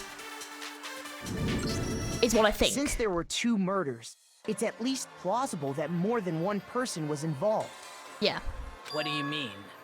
Because I thought, oh, maybe because of the spotless hammer, that's implying about the murder. But yeah, I think it's actually that, like, even if what she's saying is true, like, if she had killed him, then she still would have committed a murder, you know? If there'd only been one murder, then yes, the idea of an accomplice isn't really worth considering. Naturally, if only one person can be saved per murder, an accomplice has no risk versus reward benefit. Risk versus reward benefit? The payoff for working together. The reward that balances out the risk of taking part in a scheme. There's no point in being someone's accomplice if there's no benefit to you. I wonder if the benefit was maybe Chihiro, as in alter ego, because Hifumi and Taka were both looking for them, so maybe that's what it was. They wanted the laptop. However, if there were some potential mutual reward for the risk, then cooperation becomes possible. You're saying that two people could act as each other's accomplices to commit two separate murders. I think that's what the true killer told Hifumi. They would each have an accomplice for their crime. And based on the case's events, Hifumi would have been the first one to act, murdering Taka. They made him carry out the first murder so he couldn't back out of helping them later on. So in this case, there wasn't one single person committing multiple murders. Instead, each person killed someone, creating two separate incidents. And it only looked like one person because that's how the true killer designed it to look. Yeah. A single suspicious individual, a similar weapon used in each crime, disappearing bodies. By creating one seamless set of circumstances, they made it look like one person was behind it all. The mastermind picked their target and managed to convince him to go along with their plan. And then, to avoid the no accomplices rule, they simply killed their accomplice. Which, if true, means that betraying Hifumi was part of the plan from the very beginning. Yeah. That's just awful. How could anyone be so cruel? Well, who do we know that could be that cruel? Well, there's a couple of people, but there's one in particular who we know was particularly good at manipulating Hifumi, and I wonder who that was. You think so? I can't help but admire its cunning. Still, their choice of accomplice seems odd. The effort made to convince us that two murders were the same, that was the main characteristic this time. Kyoko must have noticed that fact from the very beginning, which is why she said not to look at this as a series connected event, but entirely separate incidents. Kyoko really is amazing, although, when you think about it, she's almost too amazing. It's almost like unnatural how good she is at this. I understand. She's gonna be like I said, some Sherlock Holmes type character. Who was the one pulling Hifumi's strings? That's problem numero uno right now. The true killer manipulated Hifumi to carry out a number of actions and in the end murdered him. Till the debates until now, the way the case has unfolded, when you consider all that, there's really only one person who seems to fit. Oh my god. Let me at them. Oh, Taka. Oh my god. Excuse me, Paka. You. Here's my answer. Yeah, it fucking is. Celeste. Yes, it fucking was. So I'm the suspicious individual now, am I? Yes, yes, you have been. Since about 10 minutes into all this shit, yes, you have been. I've been suspicious of you since the go. I really do hate this kind of joke. Well, you're not gonna like my punchline then, are you? A joke? I wonder. Freaking kill Takara, I'm so pissed. So what you are saying then is that I specifically chose to work together with Hifumi. Yes. The idea that I would choose to spend any amount of time interacting with him, that I would go within 10 feet Here of we that go. shit for brains, that lazy, worthless, goddamn idiot! Pardonnez-moi. I'm sorry, was that an accent slip? I just heard that? Just to be clear, there is evidence to support it. Is that so? It is. Throughout the investigation, there was certain behavior that was common only to the two. I fucking love that. I love it. She's like, is that it? And he's like, it is. So, bitch. Oh, I have to admit, Byakuya has been pretty great this investigation. He's just like, sorry, Celeste. Bye-bye. Considering what we've learned so far, it only further proves that the two of you were working together. What is it that only Hifumi and Celeste had in common encountering the suspicious individual? God! Absolutely. The behavior they had in common has to do with the suspicious individual in the suit, doesn't it? The only ones who ever actually saw Robo Justice firsthand were Celeste and Hifumi. Shush. The adults are talking now. All right. Okay. Never mind. You were nice for 2 seconds, and then now you're back to being a bitch. Sorry. As he said, only Celeste Fucking and hell. Hifumi ever laid eyes on the costumed individual. If we accept that Hifumi was one of the culprits, we can't help but suspect what Celeste has said as well. Are you saying everything they told us was a lie? After taking Hifumi to the nurse's office, we all began our search for this individual, correct? And not too long after that, do you remember what Celeste said? I saw a shadow, something moving around to the top of the stairs.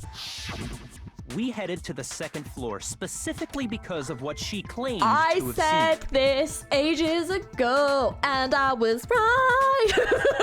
I'm feeling smug, cause I got this right, and she was such a dick to us. Ooh, karma. Sorry, Draw I'm us very all happy to the about physics this. lab up on the Don't third like her, floor. by the way, if you hadn't guessed. She let out a blood-curdling scream. And when we'd all come to see what was wrong, what was it she said? Celeste, what's wrong? That was a rather intense scream for someone like you. I saw him, the strange costumed man. He ran off as soon as I screamed. I was blocking the stairs, so he headed further down into the hallway and disappeared. Once she'd done her job of getting us all up to the physics lab, it was time for her partner to get to work. Huh? What was that? That came from downstairs, it must have been. Hifumi, he's in the nurse's office. This is bad, come on, we have to go back. It was to get us to divide into 2 groups. So that we would discover both bodies at the same time? Yeah, it is kind of annoyingly brilliant, but also fucking annoying. In fact, Celeste was precisely the one who proposed that we split up. Yeah. So if there's 3 of us, why don't we split into 2 groups? Yeah. I'll leave the hunt party, makes things much more interesting. Makoto, Hina, you come with me to the nurse office. So there's 3 there, 3 there. Yeah. Well, if Celeste and Hifumi were working together, all those chance events suddenly become connected. And on top of that, that piercing cry of yours early on. That was to signal Hifumi, wasn't it? It was your way of telling him, we're on the 3rd floor, everything's going according to plan. Why else would you let out a scream that could have carried across the sea? But that carried across the sea, that wasn't exactly the big... She literally went, ha-ha! It kind of sounded like a little caw. Oh, she's quiet now. I just realized another strange thing. When we found Hifumi in the nurse's office, who we now know was only pretending to be dead. Certainly was not expecting this. I did not imagine that Hifumi would be murdered. Celeste, you were the first one to say he'd been murdered. You wanted to make sure we wouldn't have any doubt in our minds. I don't believe it. Everything, the whole thing was one big act. Hina, you were with Celeste when Hifumi's body disappeared, right? Yeah. I was feeling kind of sick, so Celeste took me to the bathroom. Wait, then that was... She wasn't worried about you. She just saw a chance to help Hifumi sneak out of the nurse's office. Each piece isn't much by itself, but start putting them together and the picture gets very ugly indeed. She's gone very quiet. Wouldn't you agree, Celeste? I have no idea what you mean. Don't bother trying to deny it. You made one fatal mistake. Oh, did I? I didn't even catch it myself when you first said it. Looking back, I can say that that one little slip-up was your undoing. What are you talking about? I'm talking about what you said after Hifumi's body disappeared and we returned to the nurse's office. They must be really enjoying this. Enjoying the sight of us standing around frightened and confused. We're all going to die here. We're going to die just like those guys died. I remember her saying that too, but I don't understand what's so strange about it. Oh, did she know Taka was dead by that Pay point? attention.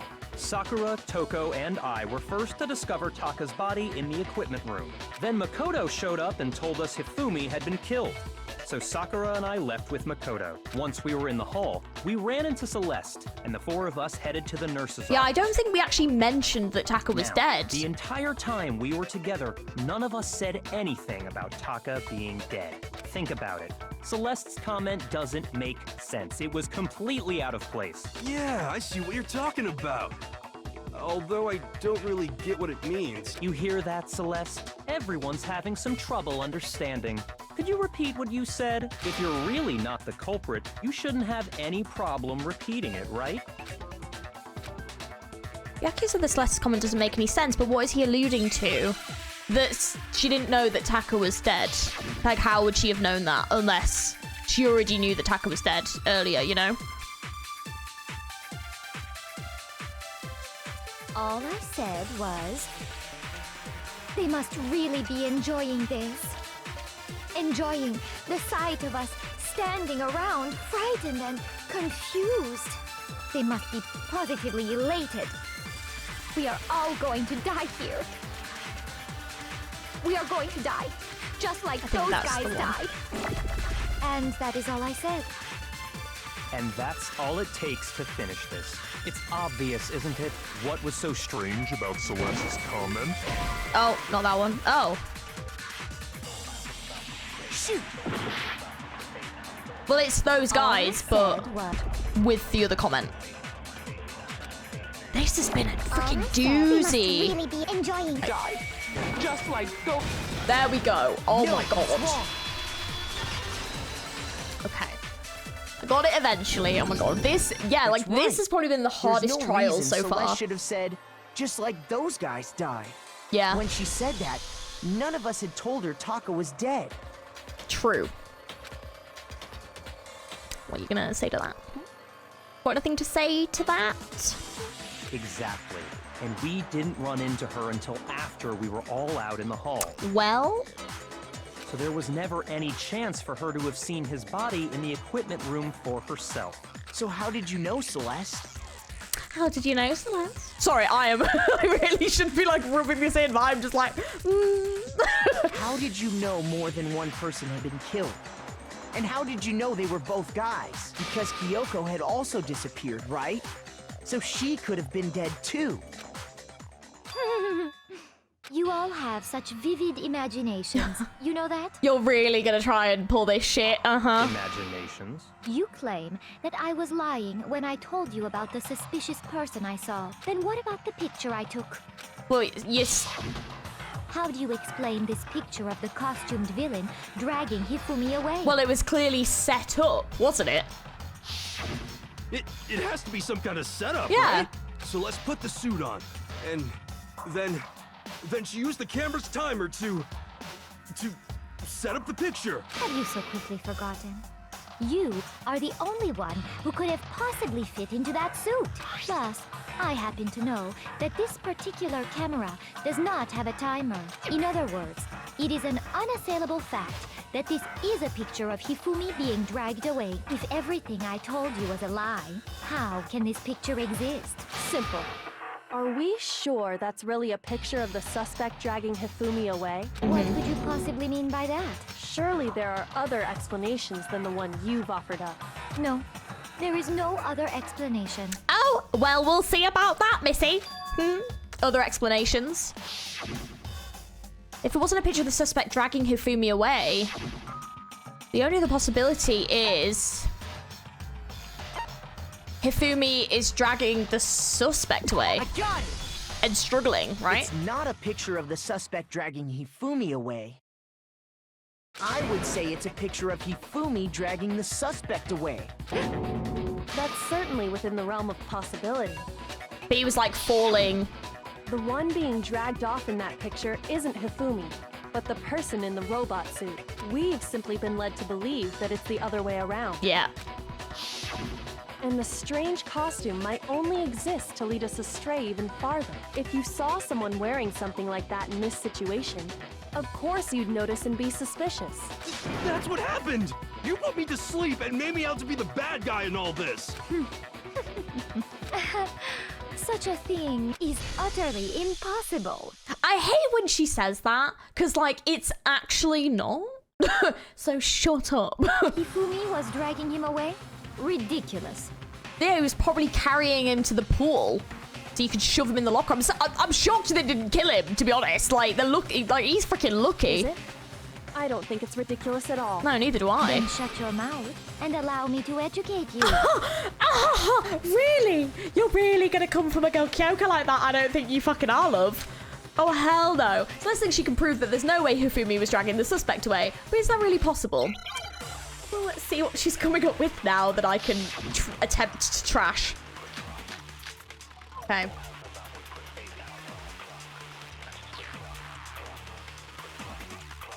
You dressed me up in that suit after I passed out. Then you just draped me across Hifumi and had him carry my weight. You tried to make me look like the bad guy. Like I said, ridiculous. As you can see in the picture, the suspect is standing perfectly upright. If the person inside the suit was unconscious, there's no way they could stand up straight like that. I think that could be the costume And the one. fortune-telling idiot is the culprit after all. No way! Okay, I think I've got a guess. If I remember right, Hina said, she said they couldn't bend at the waist. Yeah, I think it's the costume one. Then you just dragged me across. You tried to make me look like. Like I said, Let's see. as you can see in the picture, if the person inside the there's no way they could stand That one, up maybe? No, that's wrong. Yes. Because the suit's so stiff that, like, you could. No. Even if the person inside the suit were unconscious, they could still stand up like that. Because that Robo-Justice suit had a certain characteristic. You totally can't bend at the waist. Seems like a pretty obvious oversight. That's right! They totally made a mistake when they made it, so it couldn't bend at the waist. I'm not so sure that was a mistake. Well, it's probably to keep them upright, because they weren't actually going to be running around or I think anything. The suit was designed from the beginning to be used the way it was. Oh! Oh! Oh, should we shut our mouths? Is that bot? Sorry, I'm so... I really just thought I'm so bitter. Sorry. She's been such a bitch about it to us. I'm just like, ain't impossible now, is it? Celeste and Hifumi took the suit they'd specially designed and stuffed Hiro into it. That's how they were able to fake that whole thing. The point of it all was to make us believe whoever was in the suit was to blame. You're getting annoyed, are we? Well then, I suppose this is checkmate. Checkmate?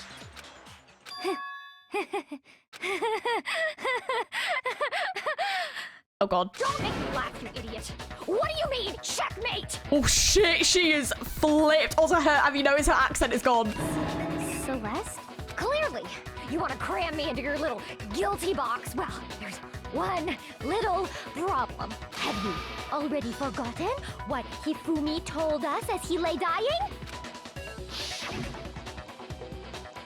Hey, Hifumi, who was it? Who attacked you? Who tried to kill you? Who killed me? That's right.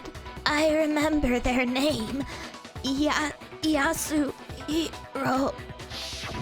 When we asked him who had attacked him, his answer was quite clear, was it not? He said, and I quote, Yasuhiro. In other words, Yasuhiro Hagakure! Right, but my name isn't really Yasuhiro. It's actually Taro. Your confusing statements don't make any sense. You're only making things more complicated. Yeah, you're not helping me. He did say Yasuhiro. But are we sure he was really pointing the finger at Hiro? What the hell are you talking about? I'll burn you alive! Holy shit! She is showing her true colors. Holy Kyoko, crap. What do you mean by that? I love how we're just ignoring her now. Think back to how Hifumi used to talk to us. How did he refer to each of us? Did he give everyone nicknames? I think so. Oh no. Oh, I can't really remember. Back to how did he refer to each of us? I got it! There you go. That's right. Could not remember. Our last names. He called us all by our last names. Exactly. I know I heard him say Mr. Naegi more than once. Oh, that for is true. example. Actually, yeah, he definitely did do that. So if Hifumi did mean to say Hiro's name, he would have said his last name, Hagakure. I'm sure it was just incidental. By chance, his first name. Indecent? Don't talk. Random chance. Now isn't that a convenient explanation? No. There's no reason to think he would have said the name any different than normal, but he must have run out of energy before he could say any more. So Hifumi was trying to tell us the last name of whoever killed him? But the name he said doesn't apply to anyone here. Well, no. Hold on. There's one person it could apply to, and that's Celeste. She never actually told us what her real name is. That's a good point. What did you just say? It's a good To point. think you'd take your false accusation so far, I don't know whether to laugh or spit! Come on! Enough with your idiotic blather! Yasuhiro is a loser's name! Do I look like a loser to you? Well, do I? What? I think I've earned the right to be a little on edge. Holy fuck! She's losing her shit. I fucking knew it. Okay, then fill us in. What's your real name? What's your real name? Make sure your ear holes are wide open and listen up! My real name is Celestia Ludenberg. Could you please stop making me repeat myself over and over again? Celeste don't give up, so then I have to do something to make her accept it. Oh shit. Oh no, it's gonna be this, okay. I was like, oh, it's gonna be the shooty thing again. Okay. E-handbook? Did say this would come into play. It could be in her e-handbook, Hifumi actually. was trying to tell us something. He wanted us to know the killer's last name, Yasuhiro. If there's one person here who might have that last name, It would have to be you, Celeste. You haven't told anyone what your real name is. how many times do I have to tell you? My name is Celestia Ludenberg, god damn it! How long do you plan to go on pretending? I'm not pretending. It's the truth. And since you have no way to contradict me, that's the only truth there is! Moron! Okay, I've got two things to try. Remember, there's something here that shows the owner's real name. I'm sure Kyoko mentioned something like that at the point. Maybe we'll write a case, but it might come in handy anyway. Okay. Like that, I must not have been hitting it. I was like, it must be this, right? Flipping heck. That's it. The handbook. I knew it was the handbook. It's so frustrating. God damn it. What? Anytime you turn your handbook on, it shows the owner's name when it boots up, right? Monokuma told us all about it before. This handbook is absolutely vital to a healthy school life, so don't lose it. When you sign it up, it'll display your name. Always make sure you have the right one. Now, this is not your everyday notebook. It has so many more uses than that. So all we have to do is check her handbook, and that'll clear up everything. Well, Celeste, you want to hand over that handbook now, or shall I pry it from your, you know, tensed up hands, your claws? Or you want to like throttle us? That's how because we we're just so find brilliant. out Celeste's real name. That's an invasion of privacy. I refuse to cooperate. Celeste, can you please just tell us what really happened? Please, just tell us. Even when I'm put in check, it's just my nature not to give up. Because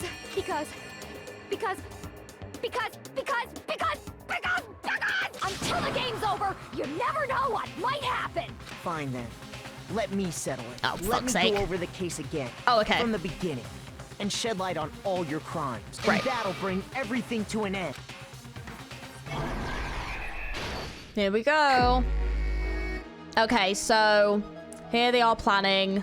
Okay, so what options have we got? We've got the clock, we've got this, we've got this, we've got... Oh, I don't know why that's there again.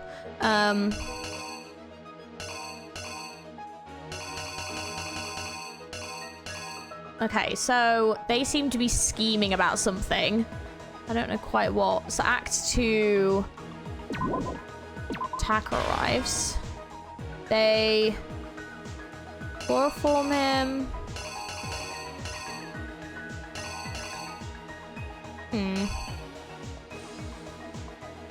Oh no, wait. Is it that? Sorry, and then he's... here. Okay, and then they shoved him into the robot suit. And they took the picture. And he struggled. And then, oh... there's Taka. 6. And then Hifumi killed Taka. Oh.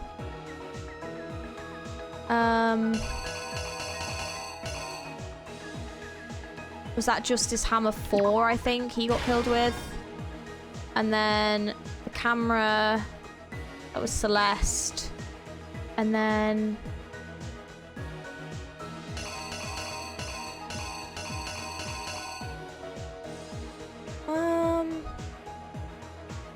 I'm not quite sure about that. Nurse's office, he obviously got the blood. And then the Justice Hammer 3 was downstairs, I think. And then they all saw the blood and everything. They found Taka's body at the same time. He then wrapped up the body.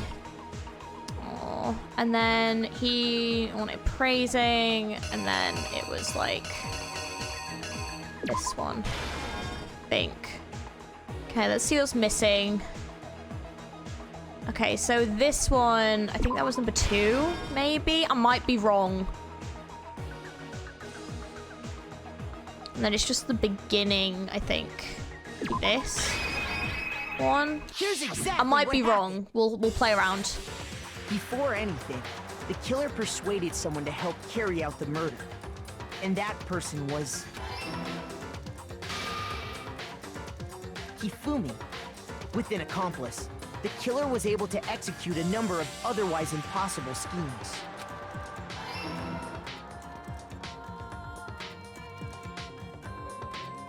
First, they convinced someone to meet them in the rec room last night at 1 in the morning.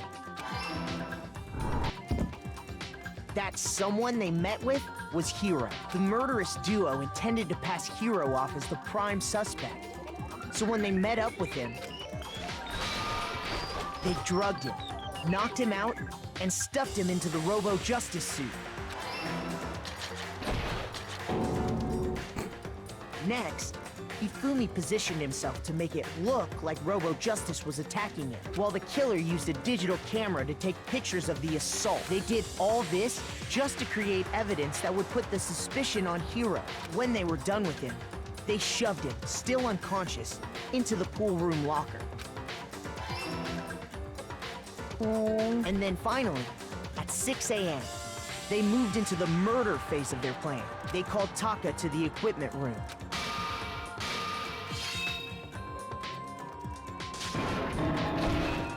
Oh. And that's where Hifumi killed him, making it the scene of the first murder. The murder weapon was Justice Hammer 4, which was left there in the equipment room. The reason hammer number 4 was used was to create confusion about the order of the crime. So, next they falsified 2 more assault incidents. For these attacks, the killers pretended to be the victims to solidify Robo Justice as the suspect. The first fake incident was the attack in the rec room. There, the killers wanted us to see Justice Hammer 1 and the Robo Justice pictures they'd taken. They wanted to make sure we bought the surprise attack story. The second fake incident was the attack in the library. This time, they planted Justice Hammer 2. And in injured with these 2 incidents, the killers were able to create a certain preconception in our minds that the suspect was increasing the size of the hammers and attacking people in order as they did. We fell right into their trap and started looking for the suspect based on that. But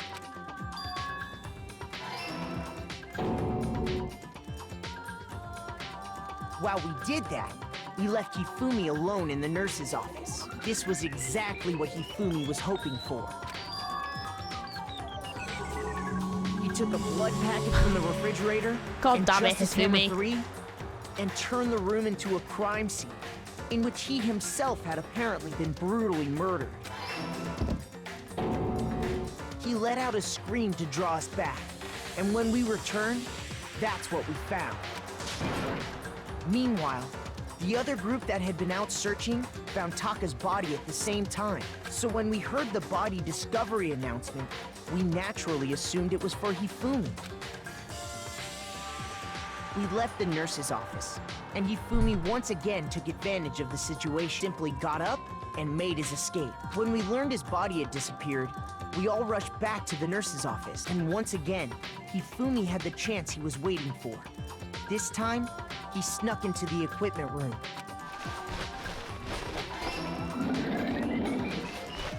He wrapped Taka's body in a tarp and used the dolly to move it all the way down to the repository.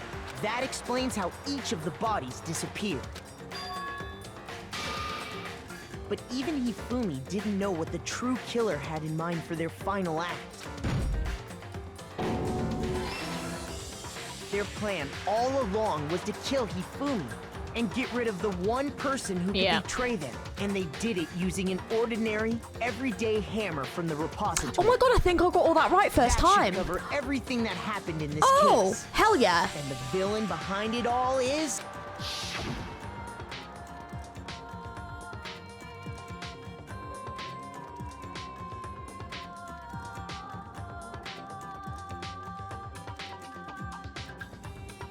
There she is. Celeste. Sorry, you lose. Oh no. Oh no. I lost? I lost? When was the last time I was forced to utter such words? They hang heavy around my neck. Then you admit it? You're the killer? Listen to you, trying to take charge, as if you're my private instructor. I, Celestia Ludenberg. Actually, no, Taiko Yasuhiro is fine. Taiko? So, you finally accepted it. I'm the kind of person, once I've lost, I don't like things to drag on. Interesting.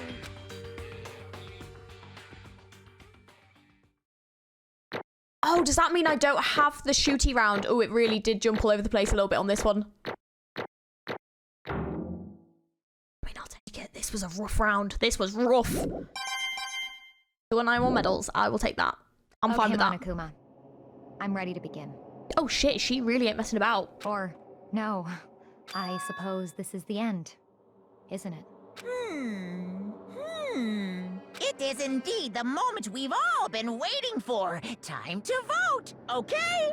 Okay. If you would, please locate your lever and cast your vote. And when the votes are tallied, who will become the blackened? Will you make the right choice or the dreadfully wrong one? What's it gonna be? What's it gonna be?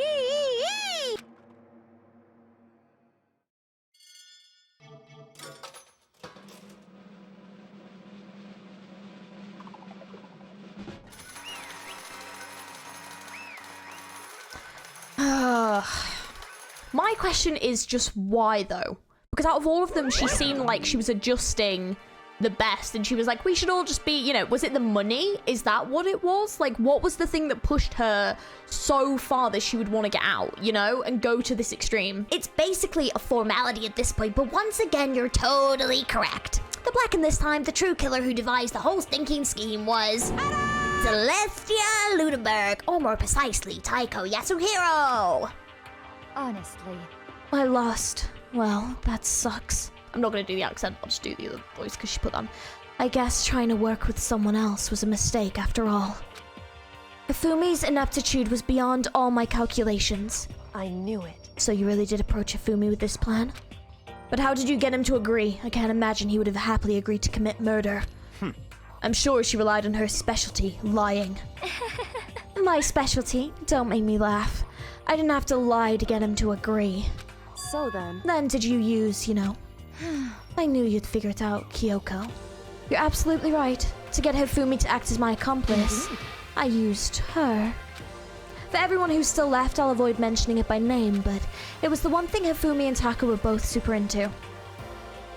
Does she mean... Is she talking about alter ego? Say what? What? What? What are you talking about? Just a second. Don't interrupt, we're in the middle of a very important conversation here. I'm totally out of the loop as usual. How sad. In other words... Then you're the one who stole it? Indeed. That's right. I see. So you used it to drag Hifumi into the plan you'd come up with. Right again. Last night, after we'd had our meeting about how it disappeared, I paid for Hifumi a little visit. What are you doing here? Actually, I was hoping I could talk to you, alone. It's about what was stolen. I know who did it. What? are you okay It with was this? Taka. He stole it. What? So And I have then- proof. Would you like to see it? As it turned out, I'd found a use for the digital camera. I'd taken you-know-what's Taka's room earlier and took pictures of it there. I deleted the picture as soon as I'd shown it to Hifumi, of course. Damnation! So it was him. But how did he do it? She was supposed to yell if either of us got close to her. You are correct, which is why Taka forced me to steal it. Say what? As for me... Please forgive me. He threatened me. Oh. He did? As for me... He came to my room last night and announced, and then it's hard for me to even say. You absolute piece of shit. Are you fucking kidding me? What? I'm not even gonna say that out loud. Wow. Wow. I cannot believe that she fucking went there. Oh my god. What? And he took pictures. He said if I do not do as he asked, he would show them to everyone. So I had no choice. Damnation! That's a crime, an absolute crime. I mean, I knew it got a little crazy, but I never imagined he would go that far, and he wouldn't ever have done that. It was amazing how completely he bought it. I can't express how enjoyable that was. I'm about to say something I've never said before in my life. I'm gonna kill him. I'm gonna fucking kill him. Most unfortunate. Wait, please. If you're gone now, you'll be playing right into his hands. Actually... Taka is planning to use her to escape, and he has made you his target. What? Escape? You don't mean. Taka is going to try to kill you. What? Indeed. And also he can keep her to himself. That bastard. Bastard. Honestly. Can we allow him to continue with these barbaric acts? Absolutely not. How could I? She... I swear! I have to will save her. Oh, Hifumi, you idiot. Actually... Then, would you like to join with me? It just so happens I have come up with a plan. Huh? I have devised a way to reclaim what he has stolen and escape this dreadful school. And with that, it is complete. What are you talking about? Oh, nothing. Hifumi agreed without a second thought. The effect that item had on him was remarkable. The power of love, even a love as twisted as that, can still drive people mad, it would seem. You disgust me. I see. I have another question for you. Was that strange costume Hifumi's creation? Indeed. It was a real pain in the butt too. All I asked him to do was make something to hide the face and general body size. I had no idea he'd make something like that. But it's my fault for picking him in the first place. But... So why'd you decide to make me the suspect? Because you're stupid. that's it. Let's see. And in that regard, I made the right choice. I'm so glad your stupidity's past my every expectation. Life must have been tough on your parents, though. I feel like I could cry. Well, But when you were explaining your plan to Hifumi, how did you explain the part about him playing dead? What she's asking is, what was Hifumi supposed to do after that, assuming you'd actually let him live? Are you okay with this? That's simple. After he did his part and pretended to be dead, when someone showed up, I told him to say he'd been seriously wounded, he was on the verge of death, but he barely held on. And he really believed that? Well, of course. That wasn't all there was to it. As I explained to Hifumi, the plan was... While you were all questioning him about what had happened to him, I was going to murder someone else. At that point, Hifumi would have an alibi, so nobody could doubt him, and I told him that, and he believed it. It all seems very straightforward, stereotypical. I just matched the lie to the level of the opponent. In fact, Hifumi ate it up. He believed the lie wholeheartedly, right up until the moment of his death. so in the end... So you had planned to kill him all along. But of course, there would have been no point to my plan if the one who pretended to be dead did not end up dead himself. What the heck? How could a human life mean so little to you? Well, Oh, it's a non-issue. I simply did everything in my power to win. Don't be mean. Now you sound like Byakuya. I wonder No, about that. he derives his pleasure from the thrill of the hunt. In that aspect, we are nothing alike. Why? Then what made you take things this far? What the heck? Was it really just for money? Are you talking about the $10 million Monokuma offered us? That is a lot of money, it's true. But that is not all there is to it. For the moment our new life here began, my only thought has been escape. But all along you've been saying we have to accept living here. You little bitch. Obviously, that was a lie. Hey! I couldn't take it. I hated it from day one. More than anyone else in here. I wanted to get out. Every day was fresh torture. And you want to know why, huh? This is fine. Because I had a dream. And accepting a life here would have meant nothing less than giving up on my dream forever. Honestly. And there was no way that I could ever do that. In the underground world of gambling, I risked my life to make a metaphorical killing. As for me... And it was all for that dream. And what was this dream of yours? Isn't it wonderful? To live in a European castle. A castle? And to gather handsome men from all over the world to serve as my butlers/bodyguards. Why are they all red-eyed like that? It's kind of creepy. I was gonna make them dress up like vampires and satisfy my every need. Once I'd obtained that, I would create a perfectly aesthetic world of decadence. This is fine. Living the rest of my life there was my only dream, my only goal. That's what life is all about. Combined with my own winnings, Monokuma's $10 million would have made that dream a reality. I got right to the edge, but There is nothing to be done. unfortunately, my dream has been scattered to the wind. Still, I don't have any regrets. I pursued my dream till the very end, so why would I? Just the worst. You sound so passionate, but were you really able to kill your own friends for it? Oh. Are you asking me to feel guilty? That's a pointless endeavor. I think nothing of sacrificing others to my own ends. I feel nothing. Do you understand? That's all there is to me. That's what makes me complete. Isn't it terrifying how no different our values are? There's simply no room for understanding. What is this? That's what we should be saying. And plus, how can you be so calm? Don't you realize you're about to die? Aren't you scared? My ability to lie is unrivaled, and I take pride in that. It's not just other people. I can even fool my own emotions. The conscious deviates from the unconsciousness.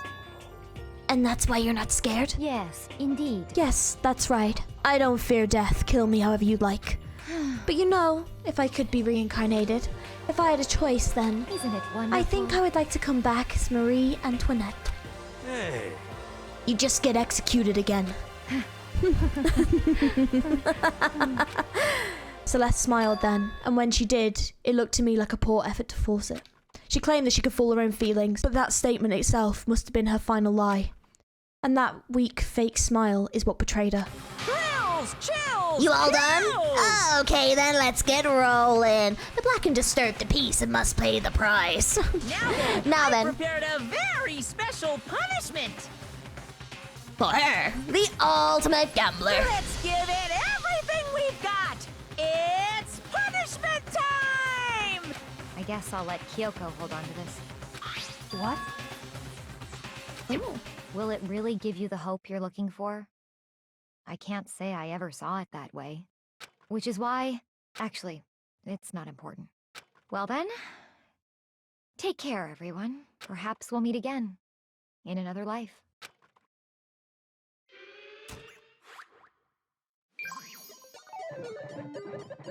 Celeste has been found guilty. The time for punishment. Time for the punishment.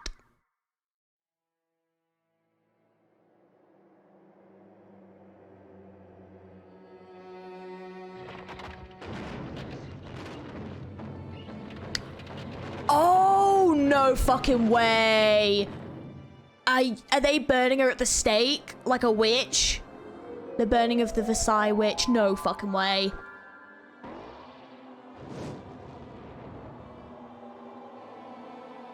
Oh, this is pretty fucked. Oh, this is brutal.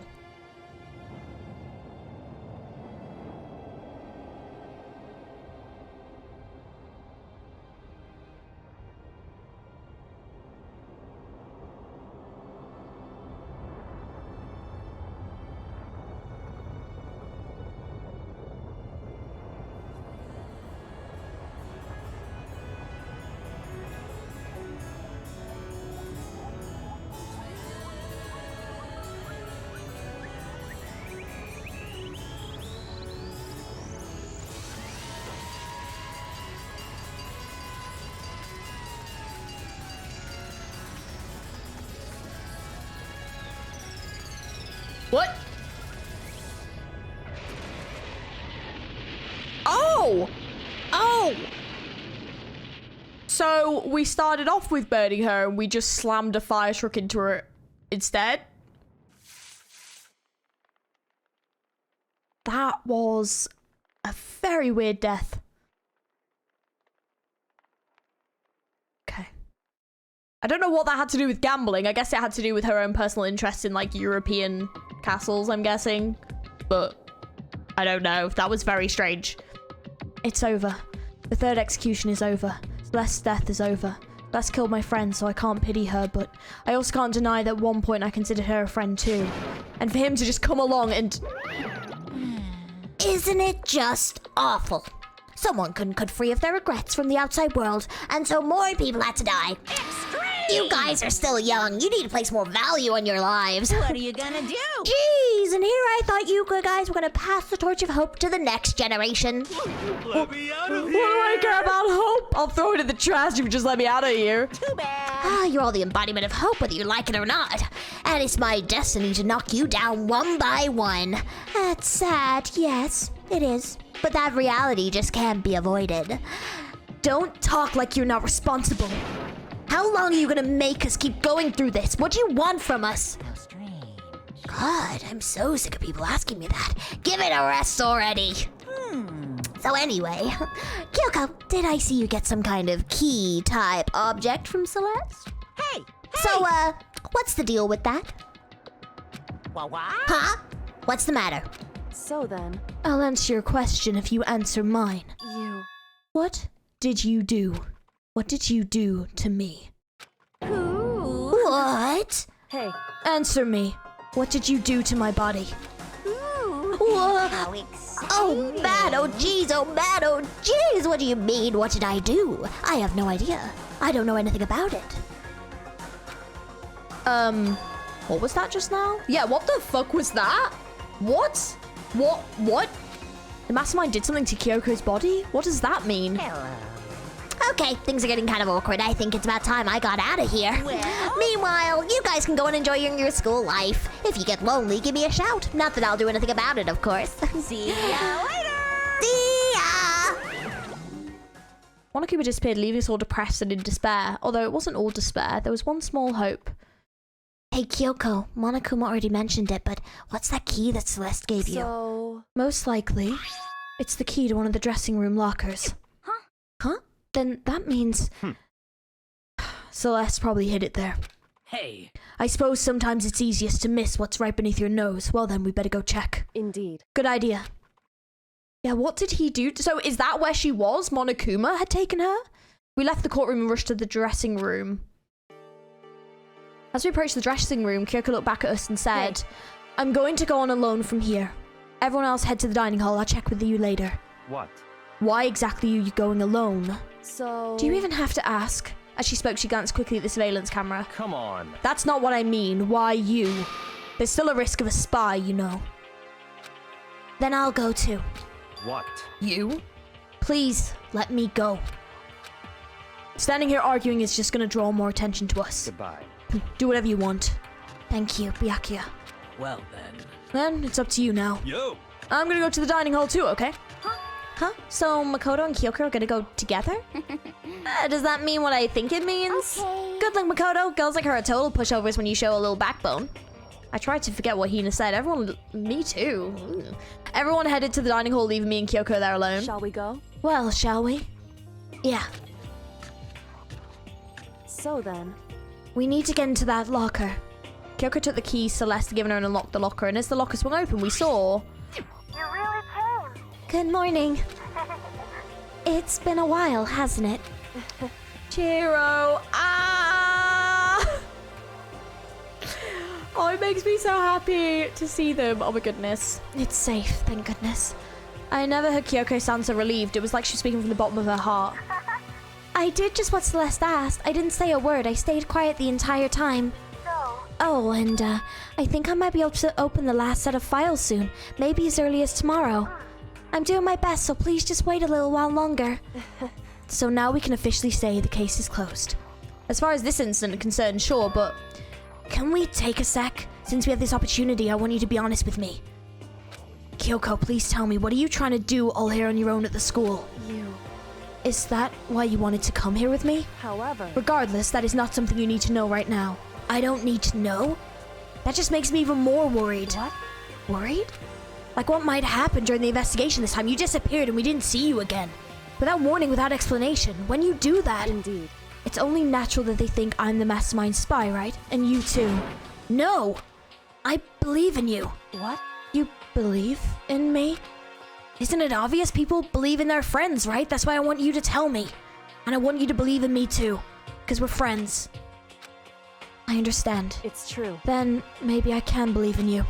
Just a little bit more. Then... That's fine. Fine. I'll tell you. I'll tell you why I've been disappearing and where I've been going. You see...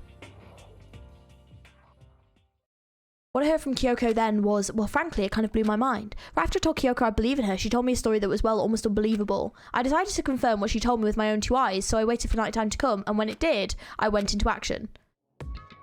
Are we doing this right now? Correct. The boys' bathroom on the second floor doesn't have a surveillance camera or monitor in it. And the storage closet close to there, way into the back... She said, way in the back of the boys' bathroom storage closet, but could Kyoko really be right about this? Okay, let's find out, I guess.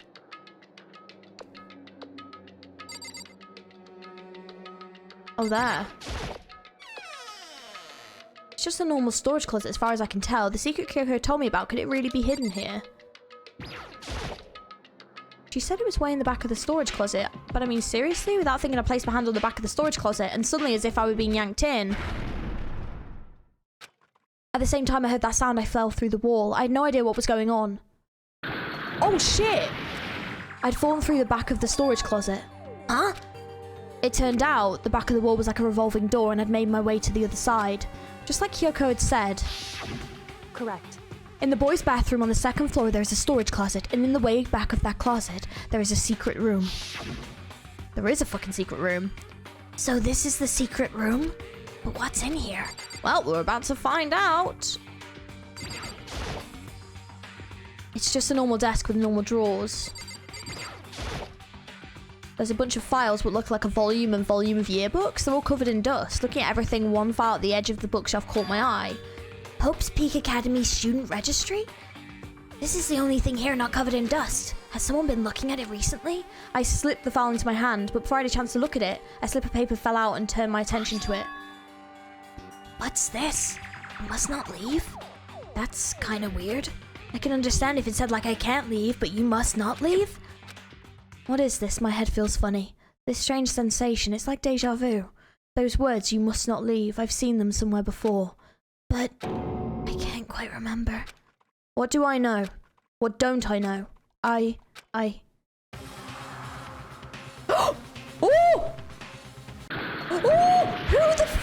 was that? A strange sound rang through my head. It felt like I was shaking my brain back and forth, and then darkness. I don't understand what's happening. I don't know what started it. It's all over. And with that, I opened my eyes. I didn't know how long it had been.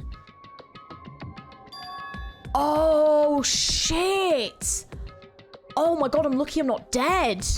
Holy crap. Yeah. Ow. Apparently something hit me and I lost consciousness. That's all I understood. The dull throbbing pain in my head proved that much at least. Oh, they took everything. An empty bookshelf. Huh? Empty? Gone. It's all gone. The yearbooks, the student registry, and even the note that had fallen on the floor. It's all gone. What does this mean? But my brain refused to do any more work. The insistent pain on my head began to spread across the rest of my body. For now, I should go back to my room. Get some rest. Okay, that went really badly. My body was heavy with pain, my mind heavy with thought. I dragged myself back towards my room. Somehow I made it back to the first floor of the school. The farther I walked, the more I felt. Things are getting blurry, I can't see in front of me. I couldn't stop myself from collapsing right there. And after that... as from a vast distance I heard a sound. It was faint but undeniable. That sound, it's coming from the gym? As I desperately hauled my shaky frame towards the gym, the sound got stronger and stronger. What is that? What's going on? It can't be nothing here in the gym. It sounds like a freaking body being dragged across the floor or something. I didn't make a sound as I opened the door to the gym. The sounds coming from inside me, while only intensified that much more.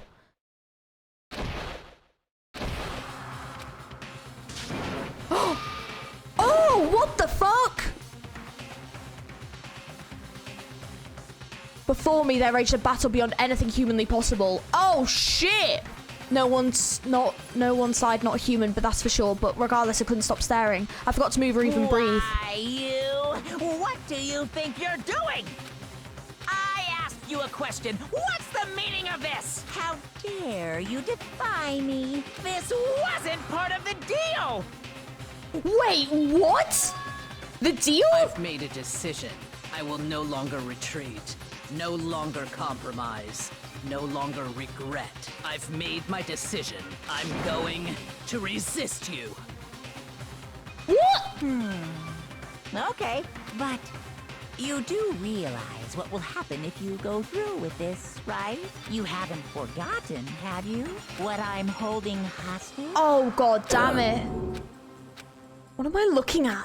What am I hearing? A hostage? Then could it be the mastermind spies? Oh, mate. You are fucking kidding me right now. Holy shit, there's only 7 of us left. Oh god. Be continued is correct. Are you fucking kidding me? So Sakura is the spy? Like, for real? Oh my god, you've got to be kidding me. Shit.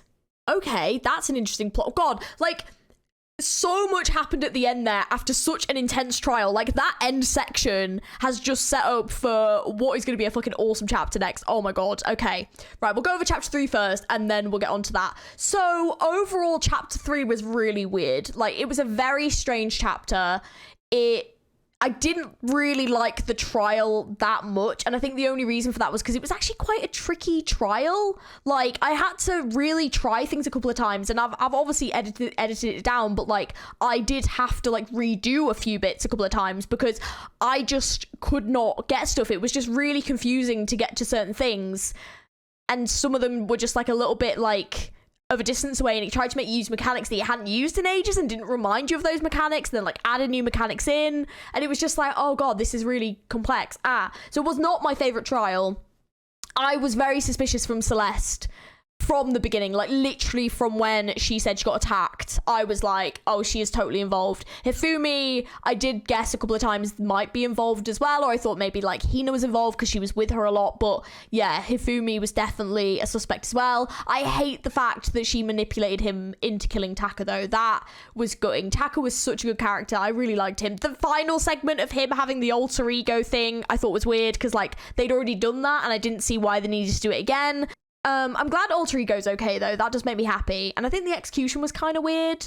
I don't understand why they did the execution like that for the gambler, but the animation was still cool. But yeah, I also like the fact that Celeste like her accent like slipped up and she was kind of faking the whole time, and I did like that reveal. I thought it was pretty good. In regards to like that end bit though, what the hell did Monokuma do to Kyoko? That is my first concern, because what the fuck? My second one is Kyoko found this room and someone followed us. It looked like a person in like a mask. It actually looked like a big person. You know, so I'm thinking this might be one of Monokuma's, either the person that's actually behind Monokuma or some kind of like lackey or something, but someone definitely followed me there. And considering only me and Kyoko knew about it, unless the person was very suspicious, where on earth they would have got this mask from, I've got no idea. But yeah, or it could have been, maybe it was Sakura. Maybe Monokuma had sent Sakura to follow me because he was suspicious of where we were going. So maybe that's it. Maybe it was actually Sakura that did that, which is probably why we're not dead, luckily. And yeah, that Sakura was the spy the whole time. Did not expect it to be Sakura. That was a big plot twist, but clearly he's manipulating her for some reason. But technically he kind of has like, we don't know the state of our own families, you know? Like, we don't know if he's got all of our families hostage. Like, we have absolutely no idea. So to be fair, he could have all of our families hostage. But yeah, there's clearly something more going on between Sakura and Monokuma, and I'm looking forward to finding out. But overall, it was a very weird chapter. Probably not my favorite. I think it was a little bit too back and forth and a little bit all over the place. And when you finally got it in your head, you were like, okay, now it makes sense. But it was there was a lot happening at once. And I think it was deliberately meant to confuse you. But yeah, there was like things where I was kind of like, you know, could Hifumi have held his breath that long to stop them from thinking that he was alive? You know, like, where did the blood packet go? I feel like maybe you could have found that as evidence or something, like in the bin. Or yeah, I feel like there was like a few things that probably could have come forward a bit more. But yeah, she was definitely very manipulative though. But yeah, next one up soon. I'm probably gonna start doing these as slightly longer episodes just because I now have the ability to. Yay! But yeah, overall, very enjoyable. I hope you enjoyed this episode. If you did, don't forget to like and subscribe. It means a lot to the channel. And yeah, lets me know that you guys are enjoying the content. And I hope you enjoyed. Let me know what you thought of this trial. And on to chapter 4. I don't know how many chapters there are in this game, but there's only 7 of us left, so surely there can't be too much left, right? But yeah, we'll find out soon.